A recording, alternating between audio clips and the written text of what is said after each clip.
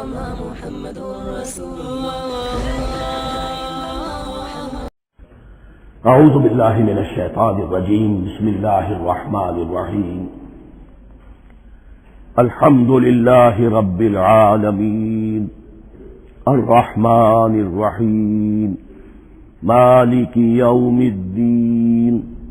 ایاک نعبد وإیاک نستعین. اهدنا الصراط المستقیم صراط الذين أنعمت عليهم غير المغضوب عليهم ولا الضالين آمين. رب اشرح لي صدري ويسر لي أمري واحلل عقدة من لساني يفقهوا قولي. اللهم ربنا ألهمنا رشدنا وأعذنا من شرور أنفسنا. اللهم أرنا الحق حقا وارزقنا اتباعه وأرنا الباطل باطلا وارزقنا اجتنابه. اللهم ربنا يسر لنا أمورنا كلها وأتمم لنا بالخير وتقبل منا فإنك خير المتقبلين. آمین یا رب العالمین. معزز حاضرین اور محترم خواتین، ہم اللہ کے نام سے اس سال کی نماز تراویح کے ساتھ دورہ ترجمہ قرآن کا آغاز کر رہے ہیں. اس سے پہلے میں عرض کر چکا ہوں کہ اب میری عمر بھی کافی ہو چکی ہے. قمری حساب سے 68 برس مکمل ہو چکے ہیں اور مختلف قسم کے عوارض بھی مجھے لاحق ہیں. اور بہت سے احباب نے اور رفقاء نے مشورہ دیا تھا کہ میں اتنا بڑا بوجھ اپنے ذمے نہ دوں، لیکن میں نے خالصتاً توکلاً علی اللہ اس کی ہمت کی، اس کا ارادہ کیا. اس کے لیے اہتمام بھی خصوصاً ہوا ہے. مجھے اندازہ ہے کہ اب میرے خیالات کی جو رو ہے وہ اب اتنی تیز نہیں ہے جتنی کبھی ہوا کرتی تھی.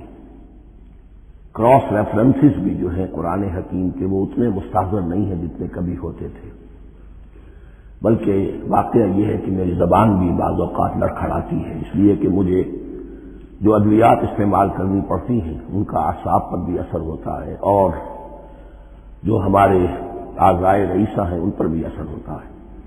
بہرحال ان سب کے الرغم اللہ کا نام لے کر آغاز کر رہے ہیں. میری انتہائی نگارش یہی ہے، تیرے نام سے ابتدا کر رہا ہوں. ابھی میں نے سورہ فاتحہ کی تلاوت کی اور آپ نے سماعت فرمائی. یہ سورہ مبارکہ مصحف کے اعتبار سے تو پہلی سورت ہے ہی، سب کو معلوم ہے، لیکن یہ بھی نوٹ کر لیجئے کہ یہ نزول کے اعتبار سے بھی سب سے پہلی مکمل سورت جو حضور پر نازل ہوئی وہ یہی ہے. اس سے قبل متفرق آیات نازل ہوئی. 5 آیتیں سورہ علق کے آغاز میں، کچھ آیتیں سورہ قلم یا سورہ نون کے آغاز میں، کچھ آیتیں سورہ مزمل کی ابتدا کی، کچھ آیتیں سورہ مدثر کے آغاز کی. 5ویں وحی تقریباً اس پر اجماع ہے کہ یہ سورۃ الفاتحہ کی ہے اور یہ مکمل سورت ہے جو حضور پر نازل ہوئی. سورۃ الفاتحہ کے معنی ہوئے افتتاحی سورت. فتح یفتح کے معنی ہے کھولنا. مفتاح کنجی کو کہتے ہیں، چابی کو. تو یہ اوپننگ سورہ آف دی قرآن، قرآن حکیم کی افتتاحی سورت. ویسے جیسا کہ میں تعارف قرآن کے ضمن میں عرض کر چکا ہوں، عربوں کا یہ مزاج تھا کہ جس چیز سے انہیں خصوصی محبت ہوتی تھی اس کے بہت سے نام رکھتے تھے. اس کے بھی بہت سے نام ہیں. سورۃ الفاتحہ سب سے عام ہے، لیکن الکافیہ، الشافیہ، ام القرآن، اساس القرآن، کم سے کم یہ 4 نام تو میں سمجھتا ہوں کہ ہر مسلمان کو مزید معلوم ہونے چاہیے. اور بھی بہت سے نام. اس سورہ مبارکہ کی بالاتفاق و بالاجماع 7 آیتیں ہیں، اگرچہ ان کی ترتیب میں کچھ اختلاف ہے.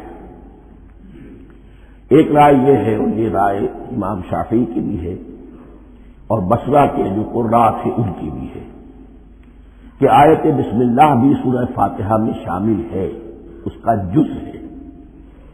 وہ اس کو شامل کر کے پھر 7 آیتیں بناتے ہیں، تو آخری جنہیں ہم 2 آیتیں سمجھتے ہیں، صراط الذین انعمت علیہم غیر المغضوب علیہم ولا الضالین، وہ ان کے نزدیک ایک آیت ہے۔ تو گویا کہ نتیجہ یہ نکلا کہ آیتوں کی تعداد 7 ہی رہتی ہے۔ امام ابو حنیفہ رحمۃ اللہ علیہ کا موقف اور کوفے کے جو قراء تھے ان کا بھی موقف یہ ہے کہ آیت بسم اللہ نہ سورہ فاتحہ کا جز ہے نہ کسی اور سورت کا جز ہے، سوائے ایک مقام پر جہاں حضرت سلیمان علیہ السلام کا خط جو ہے نقل ہوا ہے، جنہوں نے ملکہ سبا کو لکھا تھا انہ من سلیمان و انہ بسم اللہ الرحمن الرحیم، تو قرآن کے متن میں صرف اسی جگہ پر یہ آیت شامل سمجھتے ہیں، باقی یہ صرف علامت کے طور پر کہ یہاں سے ایک نئی سورت شروع ہو رہی ہے درج کی گئی ہے۔ اس سورہ مبارکہ کو الصلاح قرار دیا گیا ایک حدیث میں، اس کا جو اسلوب ہے وہ دعا کا ہے، اور دعا کے ساتھ اس کی جو مناسبت ہے اور پھر اسی کی وجہ سے ہماری نماز کا یہ جزو لا ینفک بنا دیا گیا، بلکہ ایک حدیث جو میں آپ کو سناؤں گا اس میں اسی کو نماز قرار دیا گیا، الصلاح یہی ہے۔ ویسے وہ حدیث مبارک موجود ہے، لا صلاۃ لمن لم یقرأ بفاتحۃ الکتاب، جو شخص سورہ فاتحہ کی تلاوت نہیں کرتا اس کی کوئی نماز نہیں۔ اس کے حوالے سے بھی ہمارے یہاں 2 مسلک ہے، ذکر صرف اس لیے کر رہا ہوں کہ آپ کے علم میں ہو، ان میں کوئی بنیادی فرق نہیں ہے، کسی بھی ایک رائے کا انسان قائل اور حامل ہو سکتا ہے بغیر اس کے کہ دوسرے کو بالکل غلط قرار دے، بلکہ یہ کہ اس کے لیے بھی گنجائش اپنے ذہن میں اور اپنے دل میں رکھے۔ تو ایک رائے یہ ہے کہ یہ میں کیا عرض کر رہا تھا کوئی بھول گیا ہوں،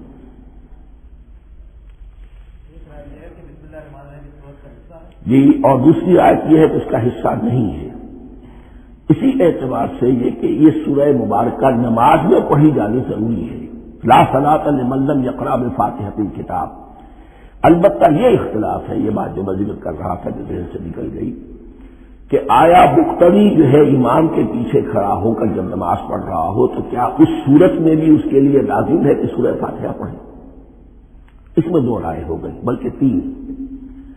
ایک رائے انتہائی ہے اور وہ فقہ حنفی کی طرف منسوب ہے کہ اگر آپ امام کے پیچھے مقتدی کی حیثیت سے نماز پڑھ رہے تو کسی بھی رکعت میں آپ سورہ فاتحہ نہیں پڑھیں گے۔ ایک دوسری بالکل برعکس رائے ہے، وہ امام شافعی رحمۃ اللہ علیہ کی ہے کہ ہر حالت میں چاہے امام جہری رکعت پڑھا رہا ہو جس میں وہ بلند آواز سے سورہ فاتحہ پڑھ رہا ہو، اور چاہے وہ سری رکعت ہو، ہر حالت میں مقتدی کو بھی پڑھنی ہے۔ ایک تیسری رائے بین ہے، وہ امام مالک کی ہے رحمۃ اللہ علیہ، کہ جو سری رکعت ہے جس میں کہ امام بھی خاموشی سے پڑھ رہا ہے مقتدیوں کو بھی پڑھنی چاہیے، جو جہری رکعت ہے جس میں کہ امام بلند آواز سے پڑھ رہا ہے اس میں مقتدیوں کو خاموش رہ کر پوری توجہ جو ہے سننے پر صرف کر دینی چاہیے۔ اذا قرئ القرآن فاستمعوا له وانصتوا، جب قرآن پڑھا جا رہا ہو تو پوری توجہ اس کے پڑھنے پر مرکوز کر دو اور خود خاموش رہو۔ میرے اپنی رائے میں یہ تیسری رائے سب سے زیادہ صائب ہے اور اس میں کسی طرح کی بھی کوئی پیچیدگی پیدا نہیں ہوتی۔ بہرحال اس سورہ مبارکہ کا جو اسلوب ہے میں نے عرض کیا دعائیہ ہے، البتہ قرآن مجید کے علم اور حکمت کے اعتبار سے، اس کے فلسفے کے اعتبار سے ایک بات سمجھ لینی چاہیے۔ قرآن کا فلسفہ یہ ہے کہ بنیادی ہدایت ہر انسان کے دل میں موجود ہے، بالقوہ پوٹینشلی۔ یہ جو قرآن مجید یا اللہ کی کتابیں نازل ہوتی ہیں یہ انہیں ایکٹیویٹ کرتی ہیں، وہ اندر کی جو ڈورمنٹ کانشسنس ہے، خوابیدہ شعور جو ہے اسے بیدار کر کے اور پھر یہ کہ اسے اجاگر کرتے ہیں۔ ہر سلیم الفطرت انسان اور سلیم العقل انسان، 2 سلامتی یہ شرط ہے، سلیم الفطرت، نیچر پرورٹڈ نہ ہو، فطرت مسخ نہ ہو رہی ہو، عقل سلیم ہو۔ ان دونوں چیزوں کا نتیجہ یہ نکلتا ہے کہ وہ انسان از خود بغیر کسی وحی کی رہنمائی کے، بغیر کسی نبی کی تعلیم کے سے استفادہ کیے ہوئے از خود بھی کچھ حقائق تک پہنچ جاتا ہے۔ اور وہ حقائق کیا ہے؟ نمبر 1 یہ کہ اس کائنات کا ایک خالق ہے اور وہ ایک ہے، اور وہ تمام صفات کمال سے متصف ہے۔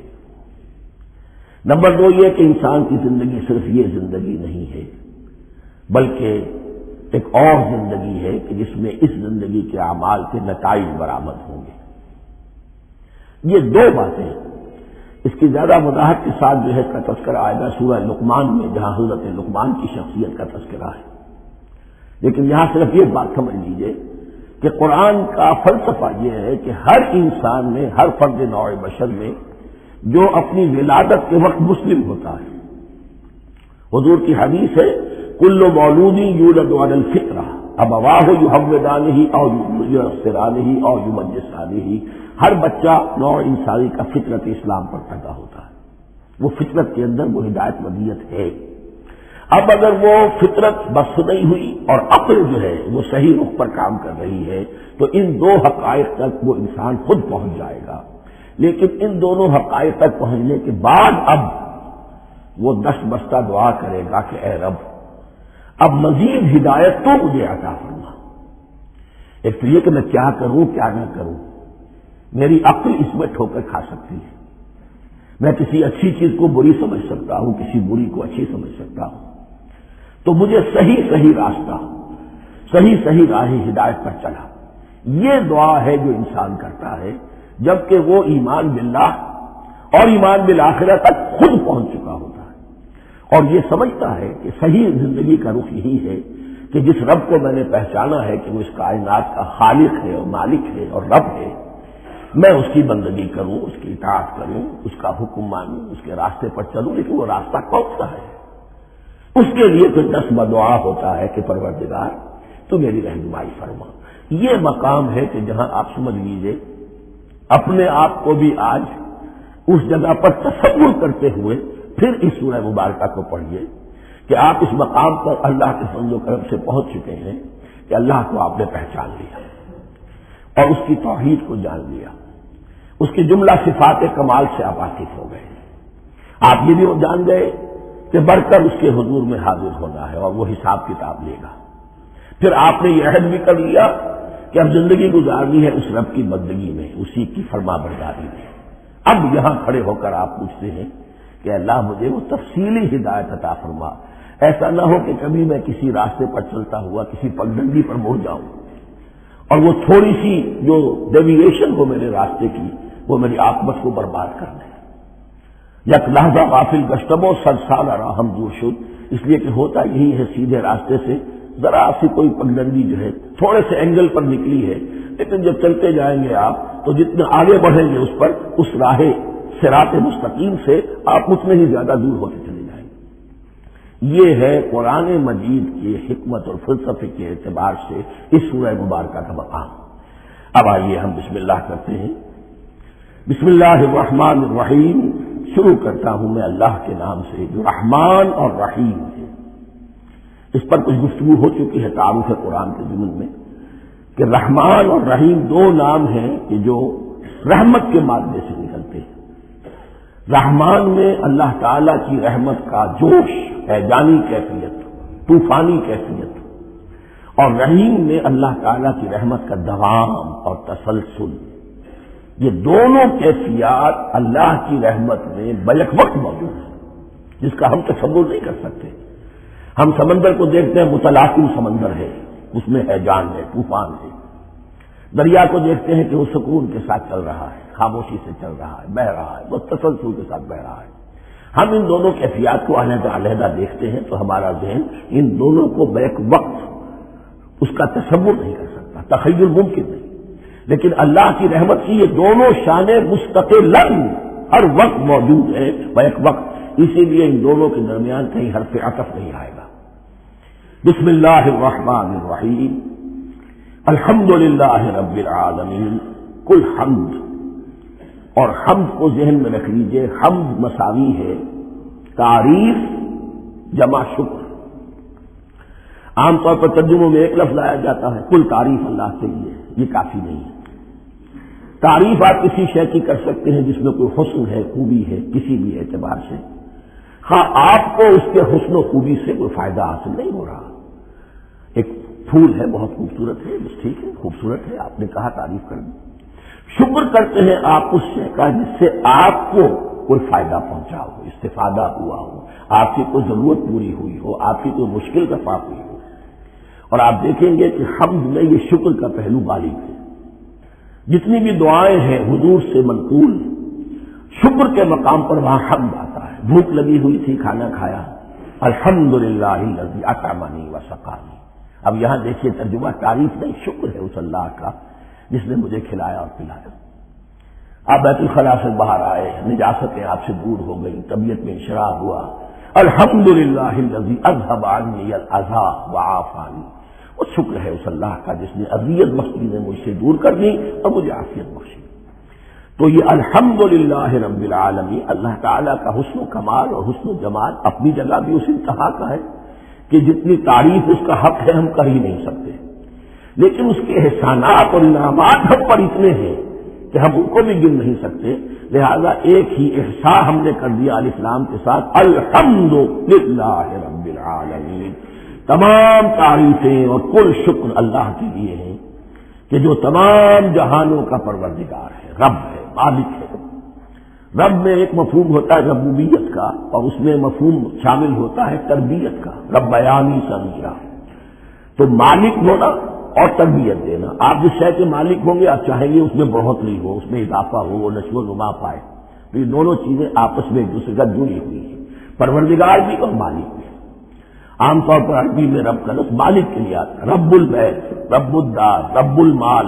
تو مالک وہاں پر ظاہر بات ہے کہ اس سے مراد کیا ہے، مال والا، گھر والا، گھر کا مالک۔ تو کل شکر اور کل تعریف اس اللہ کے لیے ہے جو تمام جہانوں کا مالک بھی ہے اور پروردگار بھی ہے۔ الرحمن الرحیم، رحمان ہے اور رحیم ہے۔ اب دوبارہ اس کی میں وضاحت نہیں کروں گا۔ مالک یوم الدین، یوم دین کا مختار مطلق ہے۔ دین عربی زبان میں کہتے ہیں بدلے کو، دناہم کما دانو، کما تدینو تو دانو، یہ کہاوت ہے۔ جیسے اردو میں ہم کہتے ہیں جیسا کرو گے ویسا بھرو گے، کما تدینو تو دانو۔ تو یہ ہے بدلہ، اس کا بنیادی مفہوم جو ہے وہ بدلہ ہے۔ تو بدلے کا ایک دن ہے جس دن فیصلہ ہوگا کہ کون کیا کما کر لایا ہے، اسے کیا بدلہ ملنا چاہیے۔ آیا اس کا برائیوں کا پلڑا بھاری ہے کہ اسے سزا ملنی چاہیے، یا اس کی حسنات اور نیکیوں کا پلڑا بھاری ہے کہ اسے جزا ملنی چاہیے، اس کا انعام اور اکرام کے ساتھ معاملہ کیا جانا چاہیے۔ وہ ایک دن ہے، اسے ہم یوم القیامہ کہتے ہیں۔ اور لیکن اصل بات جو یہاں کہی گئی، یعنی ایک جملے میں تین باتوں کا اعتراف ہو رہا ہے۔ بعث بعد الموت، ایک دن آئے گا کہ ہم مرنے کے بعد تمام انسان اٹھا لیے جائیں گے، پھر حساب و کتاب، پھر اللہ کے ہاں حاضری ہوگی اور حساب کتاب ہوگا۔ اور تیسرے یہ کہ اس حساب کتاب کے دن کا مختار مطلق اللہ ہے، یعنی کسی اور کو اپنے ذہن میں سہارا بنا کر آپ زندگی گزاریں کہ وہ مجھے چھڑا لے گا، یا وہ ہستی جو ہے اتنی زوردار ہے کہ وہ مجھے بچا لے گی، اس سے اپنے دل کو، اپنے ذہن کو بالکل پاک کر لیجیے۔ مالک یوم الدین، ایک دوسری جگہ پر قرآن میں آیا ہے، اس روز کوئی پکارنے والا پکارے گا، لمن الملک اليوم للہ الواحد القہار، آج کے دن کس کا اختیار مطلق ہے؟ اور پھر کہا جائے گا اللہ کے لیے، الواحد قہار، جو پوری طرح چھایا ہوا ہے، بس تولی ہے۔ تو مالک یوم الدین، جو جزا و سزا کے دن کا مالک ہے۔ اب یہاں سے کلام ایک رخ بدل رہا ہے۔ ابھی تک تو یہ غائبانہ انداز میں کلام ہو رہا ہے، اللہ سے خطاب نہیں آیا اس میں ابھی۔ الحمدللہ رب العالمین الرحمن الرحیم مالک یوم الدین۔ اب خطاب ایاک نعبد و ایاک نستعین، ہم صرف تیری ہی بندگی کرتے ہیں اور کریں گے، اور ہم صرف تجھ ہی سے مدد مانگتے ہیں اور مانگیں گے۔ یہ ترجمہ میں کیوں کر رہا ہوں کہ یہ فعل مضارع ہے۔ عربی زبان میں فعل مضارع حال اور مستقبل دونوں کو کور کرتا ہے۔ ایاک کا جو ہے مفعول فاعلی جو ہے، مفعول جو ہے اس میں ضمیر مفعولی، اسے پہلے لا کر حشر کا مضمون پیدا ہو گیا۔ ہم تیری بندگی کرتے ہیں نہیں، ہم تیری ہی بندگی کرتے ہیں اور کریں گے۔ حال میں ترجمہ کیجئے تو یہ اظہار حال ہے، اور مستقبل میں ترجمہ کیجئے تو یہ عہد ہے، قول و قرار ہے، بہت بڑا معاہدہ ہے وَإِيَّاكَ نَسْتَعِينُ، اور صرف تجھی سے مدد مانگتے ہیں اور مانگیں گے۔ اس میں بھی حال کا ترجمہ اظہار حال، اللہ کرے کہ واقعی ہمارا حال وہی ہو، جب ہم یہ الفاظ کہتے ہیں تو واقعتاً ہم اس پر پورے اتر رہے ہوں کہ اسی کی بندگی کر رہے ہوں اور اسی سے ساری استعادت و استمداد کر رہے ہیں۔ جہاں تک مستقبل کا تعلق ہے وہ پھر ایک عہد ہے، اہدنا الصراط المستقیم، یہ مقام وہ آ گیا کہ یہاں تک تو ہے پروردگار ہم پہنچ گئے تیرے فضل سے، تیرے کرم سے، فطرت سلیمہ بھی تیری عطا کردہ تھی، عقل سلیم بھی تیری ودیعت کردہ تھی، ان دونوں کی روشنی سے ہم یہاں تک تو پہنچ گئے۔ اب ہماری جو ضرورت ہے احتیاج ہے وہ کیا ہے؟ اہدنا الصراط المستقیم، ہدایت بخش ہمیں سیدھے راستے کی۔ یہاں دو باتیں سمجھ لیجئے، انفرادی سطح پر انسان کے لیے نہ معلوم کتنے مرحلے آتے ہیں ہر روز کہ جس میں وہ ایک چھٹک کر کھڑا ہو جاتا ہے، یہ کروں یا یہ کروں، دو آلٹرنیٹو سامنے آ رہے ہیں، فیصلہ کرنا مشکل ہو رہا ہے، قدم قدم پر ہدایت کی ضرورت ہے۔ اور اجتماعی طور پر نوع انسانی تین بڑے بڑے تمدنی مسائل میں واقعہ یہ ہے کہ تسلیم کر لیا جانا چاہیے کہ عقل انسانی اس کو راستہ نہیں دکھا سکتی۔ عام معاشرتی سطح پر مرد اور عورت کے درمیان حقوق اور اختیارات کا کیا توازن ہو، ناممکن ہے، انسان طے نہیں کر سکتا۔ انسان یا مرد ہے یا عورت ہے، عورت سوچے گی اپنے جذبات کا، اپنے خیالات کا لحاظ رکھے گی، مرد کے جذبات و احساسات کا اس کا کوئی تصور ہی ممکن نہیں۔ مرد سوچے گا اسے اپنے احساسات معلوم ہے، لیکن یہ کہ عورت کے احساسات سے وہ نابلد ہے، ان کو محسوس کر ہی نہیں سکتا، لا محالہ وہ اپنے بارے میں وہ جو بھی نظام بنائے گا اس میں وہ اپنی بالادستی رکھے گا۔ وہ تو ایک ہی ہستی ہو سکتی ہے کہ جو دونوں کی خالق ہے، مرد کی بھی عورت کی بھی، اور اس کو دونوں سے محبت ہے، دونوں کا خیر خواہ ہے، دونوں کا رب ہے، دونوں کو پروان چڑھانا چاہتا ہے۔ اسی طرح فن اور معاشرہ یا ریاست، حکومت اور ریاست ہمیشہ یہ چاہتی ہے کہ سارے اختیارات ہمارے ہاتھ میں آ جائیں، ٹوٹلیٹیرین سوسائٹی ہو، بس ہم حکم دیں اور لوگ اس پر چلیں۔ افراد یہ چاہتے نہیں، ہمیں آزادی ہونی چاہیے۔ اب آپ دیکھیے کہ دنیا میں کتنے جھگڑے چلتے ہیں اسی پر، فریڈم فریڈم فریڈم۔ وہ فریڈم واقعتاً اپنی جگہ پر ایک شے ہے، افراد کی آزادی ہونی چاہیے، لیکن افراد کی آزادی اتنی نہ ہو جائے کہ وہ مادر پدر آزاد ہو جائے، کوئی قانون، کوئی قاعدہ، کوئی اخلاقی کوئی حدود اور قیود جو ہے ان کا پابند نہ رہے۔ تو اب کہاں ہے وہ نقطہ اعتدال کہ جس میں انسان کی انفرادی آزادی، انفرادی اختیار اور ادھر اجتماعی مصلحتیں جو ہیں ان کو بیلنس کیا جا سکے؟ انسان طے نہیں کر سکتا، صرف اللہ ہی اس کے لیے نظام دے سکتا ہے۔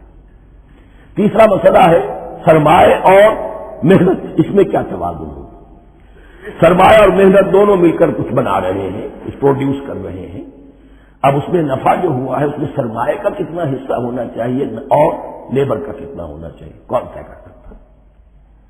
اس کے لیے بھی کہ ایسا نہ ہو کہ سرمایہ داری جو ہے آکاش بیل بن کر پورے معاشرے پر چھا جائے اور غریب بیچارہ، مزدور بیچارہ، کاشتکار بیچارہ وہ گویا کہ چکی کے دو پارٹوں میں پس کر رہ جائے، اس کی کوئی حیثیت نہ رہ جائے۔ لیکن یہ کہ دوسری طرف اگر یہ کہ مزدور کا جو حق ہے اس سے زیادہ اس کو دے دیا جائے تو سرمایہ جو ہے وہ سکڑ جائے گا، شائی ہو جائے گا، وہ پھر میدان میں نہیں آئے گا۔ کیا کیا جائے؟ کون سا نقطہ عدل و اعتدال ہے؟ یہ تین مسائل ایسے ہیں، اہدنا الصراط المستقیم۔ تو یوں سمجھیے کہ ایک جو بنیادی ہدایت تھی، ایک اللہ کو پہچان لینا، یہ جان لینا کہ کل حسن و جمال اور تمام انعام و اکرام کا منبع اس کی ذات ہے، وہ رحمان ہے اور رحیم ہے، اور یہ جان لینا کہ مرنے کے بعد جی اٹھنا ہے، حساب کتاب ہے، فیصلہ ہوگا جزا و سزا کا، اور مختار مطلق اس دن کا اللہ ہے۔ پھر یہ عہد کر لینا ایاک نعبد و ایاک نستعین۔ اس کے بعد دعا، پروردگار ہمیں ہدایت پر قائم رکھ، ہماری ہدایت میں اضافہ فرما۔ اس ہدایت کے لفظ کو سمجھ لیجئے، بنیادی ہدایت، تفصیلی ہدایت، قدم قدم پر ہدایت، ہدایت پر ہدایت۔ والذین اہتدوا زادہم ہدی، جو لوگ ہدایت کے راستے پر آتے ہیں اللہ ان کی ہدایت میں اضافہ کرتا ہے۔ تو یہ قدم قدم پر ہمیں ہدایت کی ضرورت ہے اور مرحلہ وار ضرورت ہے۔ ہدایت اس کو بھی کہتے ہیں کہ کسی نے آپ سے کوئی پتہ پوچھا، آپ نے کہا ادھر جانا، پھر دوسری گلی میں مڑنا، پھر جانا کی 2-3 لائٹیں چلے جانا، پھر مڑنا وغیرہ وغیرہ، یہ بھی ہدایت ہے، نظری طور پر آپ نے بتایا ہے۔ ایک ہدایت یہ ہوئی کہ بھائی میں چلتا ہوں آپ کے ساتھ، میں آپ کو وہاں تک پہنچا دوں گا تاکہ آپ کو دقت نہ ہو، آپ نے منزل تک پہنچا دیا۔ ان دونوں کے درمیان، یہ تو میں نے ایک فرد کی مثال دی ہے، اللہ اور بندے کے درمیان نہ معلوم کتنے مراحل ہیں ہدایت کے۔ تو کسی وقت بھی انسان اپنے آپ کو ہدایت خداوندی سے مستغنا نہیں سمجھ سکتا، اور نہیں تو پروردگار جو ہدایت دی ہے اس کو ہدایت پر قائم رکھ۔ کیا پتا شیطان کا کوئی حملہ، کیا پتا ہمارے نفس کی کوئی شرارت کسی ایسے رخ پر ہمیں ڈال دے کہ اب تک کی ساری کمائی بھی ضائع ہو جائے۔ لہذا یہ نہ سمجھیے کہ جب یہ ساری چیزیں ان کو معلوم تھی، ان چیزوں کا تو اقرار کر رہے تو اب ہدایت کون سی مانگ رہے؟ تو ہدایت کا تو بڑا میدان کھلا ہوا ہے، اور اس ہدایت کی وہ جو میں نے آخری شکل آپ کو بتائی ہے کہ منزل مقصود تک پہنچا دے، یہ ہدایت بھی قرآن مجید میں اس معنی میں بھی لفظ آیا ہے کہ اہل جنت جب جنت میں داخل ہوں گے تو جو ترانہ حمد ان کی زبان پر اس وقت ہوگا وہ کیا ہے؟ الحمدللہ الذی ہدانا لہذا وما کنا لنہتدی لولا ان ہدانا اللہ۔ کل شکر اللہ کا جس نے ہمیں یہاں تک پہنچا دیا، ہدایت دی یہاں تک پہنچا دیا، اور ہم ہرگز نہ پہنچ پاتے، ہم ہرگز ہدایت یافتہ نہ ہو سکتے اگر اللہ ہی ہمیں ہدایت نہ دیتا۔ اہدنا الصراط المستقیم، سیدھا راستہ، صراط الذین انعمت علیہم، اب اس کی مزید وضاحت ہے، راستہ اس کا ان لوگوں کا جن پر تیرا انعام ہوا۔ یہ کون لوگ ہیں؟ اس کی وضاحت آپ کو ملے گی سورہ نساء میں، من یطع اللہ والرسول فاولئک مع الذین انعم اللہ علیہم من النبیین والصدیقین والشہداء والصالحین۔ 4 طبقات ہیں منعم علیہم جن پر اللہ کا انعام ہوا ہے۔ چوٹی پر انبیاء کرام، اس کے بعد صدیقین کرام، اس کے بعد شہداء عظام، اس کے بعد عام صالح مسلمان، صالح ہو۔ یہ بیس لائن ہے، اس سے اوپر کا درجہ شہداء کا ہے، اس سے اوپر کا درجہ صدیقین کا ہے، اور پھر اس سے اوپر کا درجہ انبیاء کا ہے۔ انبیاء میں سے پھر وہ بھی ہوتے ہیں کہ جو اولو العزم من الرسل ہیں، لیکن یہ 4 طبقات ہیں، ان کے راستے پر ہمیں چلا۔ غیر المغضوب علیہم ولا الضالین، جو مغضوب علیہم نہیں ہوئے، جن پر تیرا غضب نہیں ہوا، اور غضب ہوتا ہے ان پر کہ جو ہدایت کے واضح ہونے کے بعد ہدایت کو ترک کر دے، وہ ہے مغضوب علیہم۔ جنہیں ہدایت مل گئی ہو، ہدایت کو پہچان لیا ہو، پھر اپنی شرارت نفس کی وجہ سے، اپنی نفسانیت کی وجہ سے، اپنے تکبر کی وجہ سے، اپنے حسد کی وجہ سے وہ اس حق کو رد کر دے، اس کو ترک کر دے، ان پر اللہ کا غضب آتا ہے۔ اور اس میں اس کی بہت بڑی مثال تاریخ کے اعتبار سے یہودی ہے۔ اللہ نے انہیں ہدایت دی، کتابیں عطا کی، تورات، انجیل، زبور، سینکڑوں نبی ان میں مبعوث کیے، 1400 برس تک نبوت کا تاج ٹوٹا ہی نہیں، مسلسل۔ ابتدا میں بھی 2 نبی، موسیٰ اور ہارون، اور اختتام پر بھی 2 نبی، عیسیٰ اور یحییٰ علیہ الصلاۃ والسلام، اور ان کے مابین کوئی لمحہ نہیں آیا ہے تاریخ بنی اسرائیل میں جبکہ کوئی نہ کوئی نبی موجود نہ ہو۔ لیکن انہوں نے اپنی شرارت نفس کی وجہ سے ہدایت تورات سے بھی منہ موڑا، اور پھر سب سے بڑی بات یہ کہ ہدایت محمدی سے، ہدایت قرآنی سے بھی صلی اللہ علیہ وسلم منہ موڑا، وہ ہے مغضوب علیہ ولا الضالین، اور نہ ہی گمراہ ہوئے۔ یہ لفظ جو آتا ہے عربی زبان میں گمراہ کا بھی ہے اور تلاش حق میں بھٹکنے والے کا بھی ہے۔ ایک وہ شخص ہے جس پر حق ابھی واضح نہیں ہوا، وہ تلاش میں ہے، اس کے لیے بھی ضال کا لفظ آئے گا۔ اسی طرح کوئی شخص کسی کے عشق اور محبت میں ایسا ہو جائے، دیوانہ ہو جائے، اس کو بھی ضال کہتے ہیں، یعنی اس کے اوپر جذبات کا اتنا غلبہ ہو گیا ہے کسی کی محبت اور عشق کی بنا پر۔ تو حضور کے لیے یہ لفظ آیا ہے وَوَجَدَكَ ضَالًّا فَهَدَىٰ، اور یہ تو سورۃ الضحیٰ ہے، اکثر بیشتر لوگوں کو یاد ہوگی۔ تو یہ جو ضلال کا لفظ ہے اس میں سمجھ لیجیے ضروری نہیں ہے کہ وہ گمراہ ہو، بلکہ وہ بھی کہ جو ابھی راہ ہدایت کی طلب میں اس کے حصول کے لیے اس کی تلاش میں کوشاں ہیں، اور وہ بھی کہ جو کسی مغالطے کی وجہ سے حق سے منحرف ہو جائے۔ یہ بھی جان لیجیے کہ ایک ہے بدنیتی، تکبر، حسد، حق کو جان کر پہچان کر رد کر دینا یا چھوڑ دینا یا ترک کر دینا، ایک ہے کسی غلطی میں کسی جذبات کے اندر آ کر کسی غلو کے اندر مبتلا ہو کر اور حق سے منحرف ہو جانا۔ اس کی جو سب سے بڑی مثال ہے وہ نصارہ ہے، عیسائی ہے۔ حضرت مسیح کو انہوں نے مانا لیکن غلو کیا، یہ لفظ آئے گا آگے، لا تغلوا فی دینکم، اپنے دین میں غلو نہ کرو۔ جیسے ہمارے ہاں بھی بعض لوگ ہیں جو حضور صلی اللہ علیہ وسلم کی تعریف میں، حضور صلی اللہ علیہ وسلم کے ساتھ اپنی محبت کے اظہار میں غلو کر جاتے ہیں۔ یہ انتہا درجے کو ہو گیا تھا حضرت مسیح علیہ السلام کے ماننے والوں میں، اور اس کی بنا پر انہوں نے تثلیث کا عقیدہ ایجاد کر لیا اور حضرت مسیح علیہ السلام کو اللہ کا بیٹا بنا دیا۔ تو اس کی سب سے بڑی مثال ضالین کی اس اعتبار سے کہ ہدایت پانے کے بعد کسی بدنیتی سے نہیں بلکہ کسی اچھے جذبے میں غلو کی وجہ سے، رسول سے محبت کرنا تو اچھا جذبہ ہے لیکن یہ محبت بھی ایک حد میں رہنی چاہیے، غلو کرے گی تو ظاہر بات ہے کہ اس کے بعد وہ گمراہی کی طرف لے جائے گی۔ یہ ہے اس سورہ مبارکہ کا ترجمہ، اور اس کے بعد آخر میں آمین کہنا یہ مصنون بھی ہے، کہنا چاہیے۔ البتہ اختلاف یہاں بھی صرف اتنا ہے کہ نماز میں جب آپ امام کے ساتھ ہیں، وہ اگر گہری قرات کر رہا ہے تو آیا اس کے بعد آپ کو بھی بالجہر کہنا ہے آمین یا نہیں کہنا، یہ اختلاف ہے، ان میں کوئی فرق واقع نہیں ہوتا۔ یہ چیز متفق علیہ کہ کہنا ہے آمین، بلکہ یہ آمین تو یہودیوں میں ہے، یہ آمین جو ہے یہ عیسائیوں میں بھی ہے، ان کی بھی جو لارڈس پریئر ہے اس کے بعد آمین، وہ آمین کہتے ہیں، وہ فرق وہ لفظ ایک ہی ہے۔ اس لیے کہ عبرانی زبان اور عربی زبان یا تو ہم یہ کہہ سکتے ہیں کہ دونوں بہنیں ہیں، کوئی ایک مشترک زبان تھی ان کی ماں جس کی یہ دو بیٹیاں ہیں، اور یا یہ کہنا پڑے گا کہ عربی زبان کی ماں جو ہے وہ عبرانی زبان ہے۔ بہرحال بڑا قریبی رشتہ عربی کا اور عبرانی کا ہے، اس اعتبار سے وہ آمین۔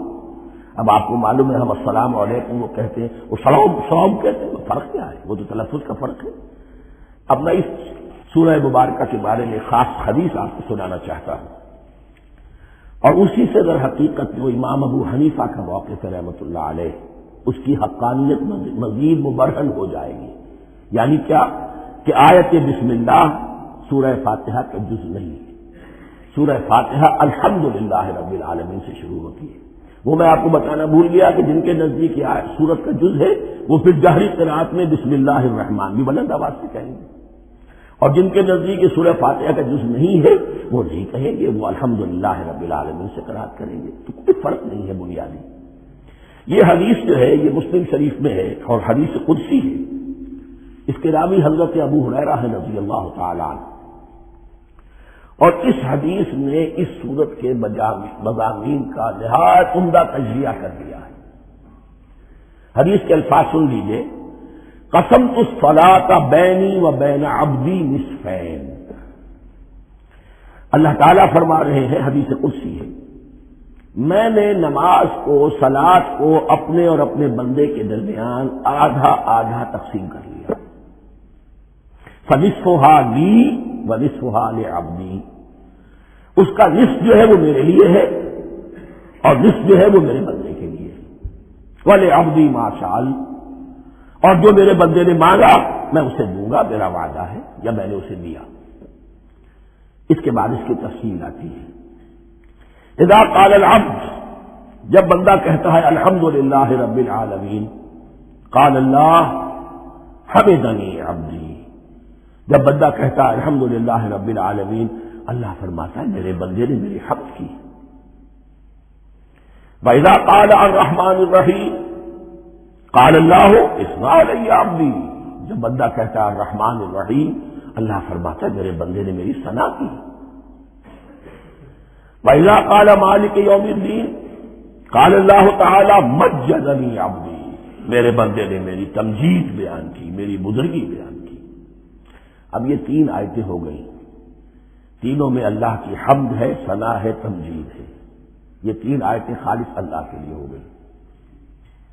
اب چوتھی آیت آئی، ایاک نعبد و ایاک نستعین، اس کے بارے میں جب بندہ کہتا ہے اذا قال العبد ایاک نعبد و ایاک نستعین قال اللہ تعالی ھذا ما بینی و بین عبدی ولعبدی ما سأل، یہ میرے اور میرے بندے کے درمیان ہے، یہ تو یوں سمجھیے یہ گرا لگ گئی ہے میرے اور میرے بندے کے مابین، اس نے مجھ سے قول و قرار کیا ہے، اس نے میری بندگی کا اعتراف کیا ہے، اس نے تسلیم کیا ہے کہ میری ہی بندگی کرتا ہے اور کرے گا، اور مجھ سے مدد چاہیے۔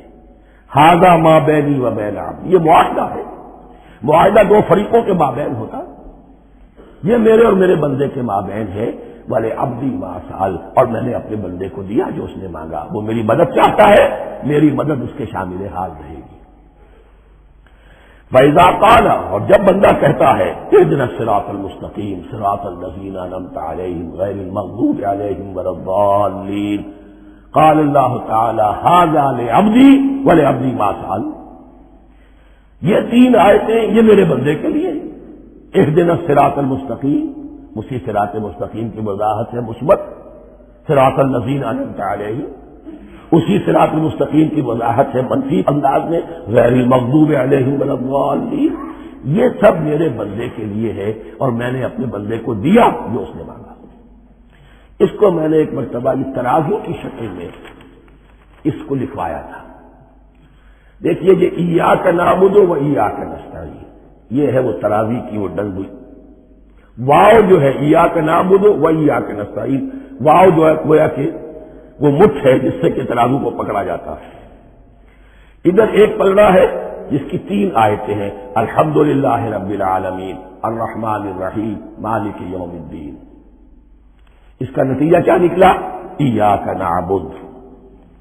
آپ نے شاید یہ سنا بھی ہو، ایک بہت ہی عمدہ قرات کا جو ریکارڈ ہے قاری عبدالباسط عبدالصمد کا، وہ یہیں سے چل کر سورہ فاتحہ کی قرات کر کے ایاک نعبد پر آ کر رکتا ہے، الحمدللہ رب العالمین الرحمن الرحیم مالک یوم الدین ایاک نعبد، گویا کہ یہاں یہ صورت بالکل ہاف ہو گئی ہے، تین آیتوں میں اللہ کی حمد ہے، ثنا ہے، تمجید ہے، جس کا نتیجہ ہم تیری ہی بندگی کرتے ہیں، تیری ہی اطاعت کریں گے، لیکن اب اس کے بعد سوال ایاک نستعین، اسی کی جو استعانت کیا درکار ہے ہمیں؟ ہدایت، ہدایت سب سے بڑی استعانت ہے، ہدایت ہی تو سب سے بڑی مدد ہے، اهدنا الصراط المستقیم صراط الذین انعمت علیہم غیر المغضوب علیہم ولا الضالین، یہ ایاک نستعین کے حکم کے ساتھ یہ تین آیتیں آ گئیں، اهدنا الصراط المستقیم صراط الذین انعمت علیہم غیر المغضوب علیہم ولا الضالین،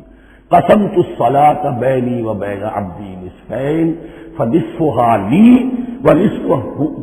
ونصفها لعبدی ولعبدی ما سأل۔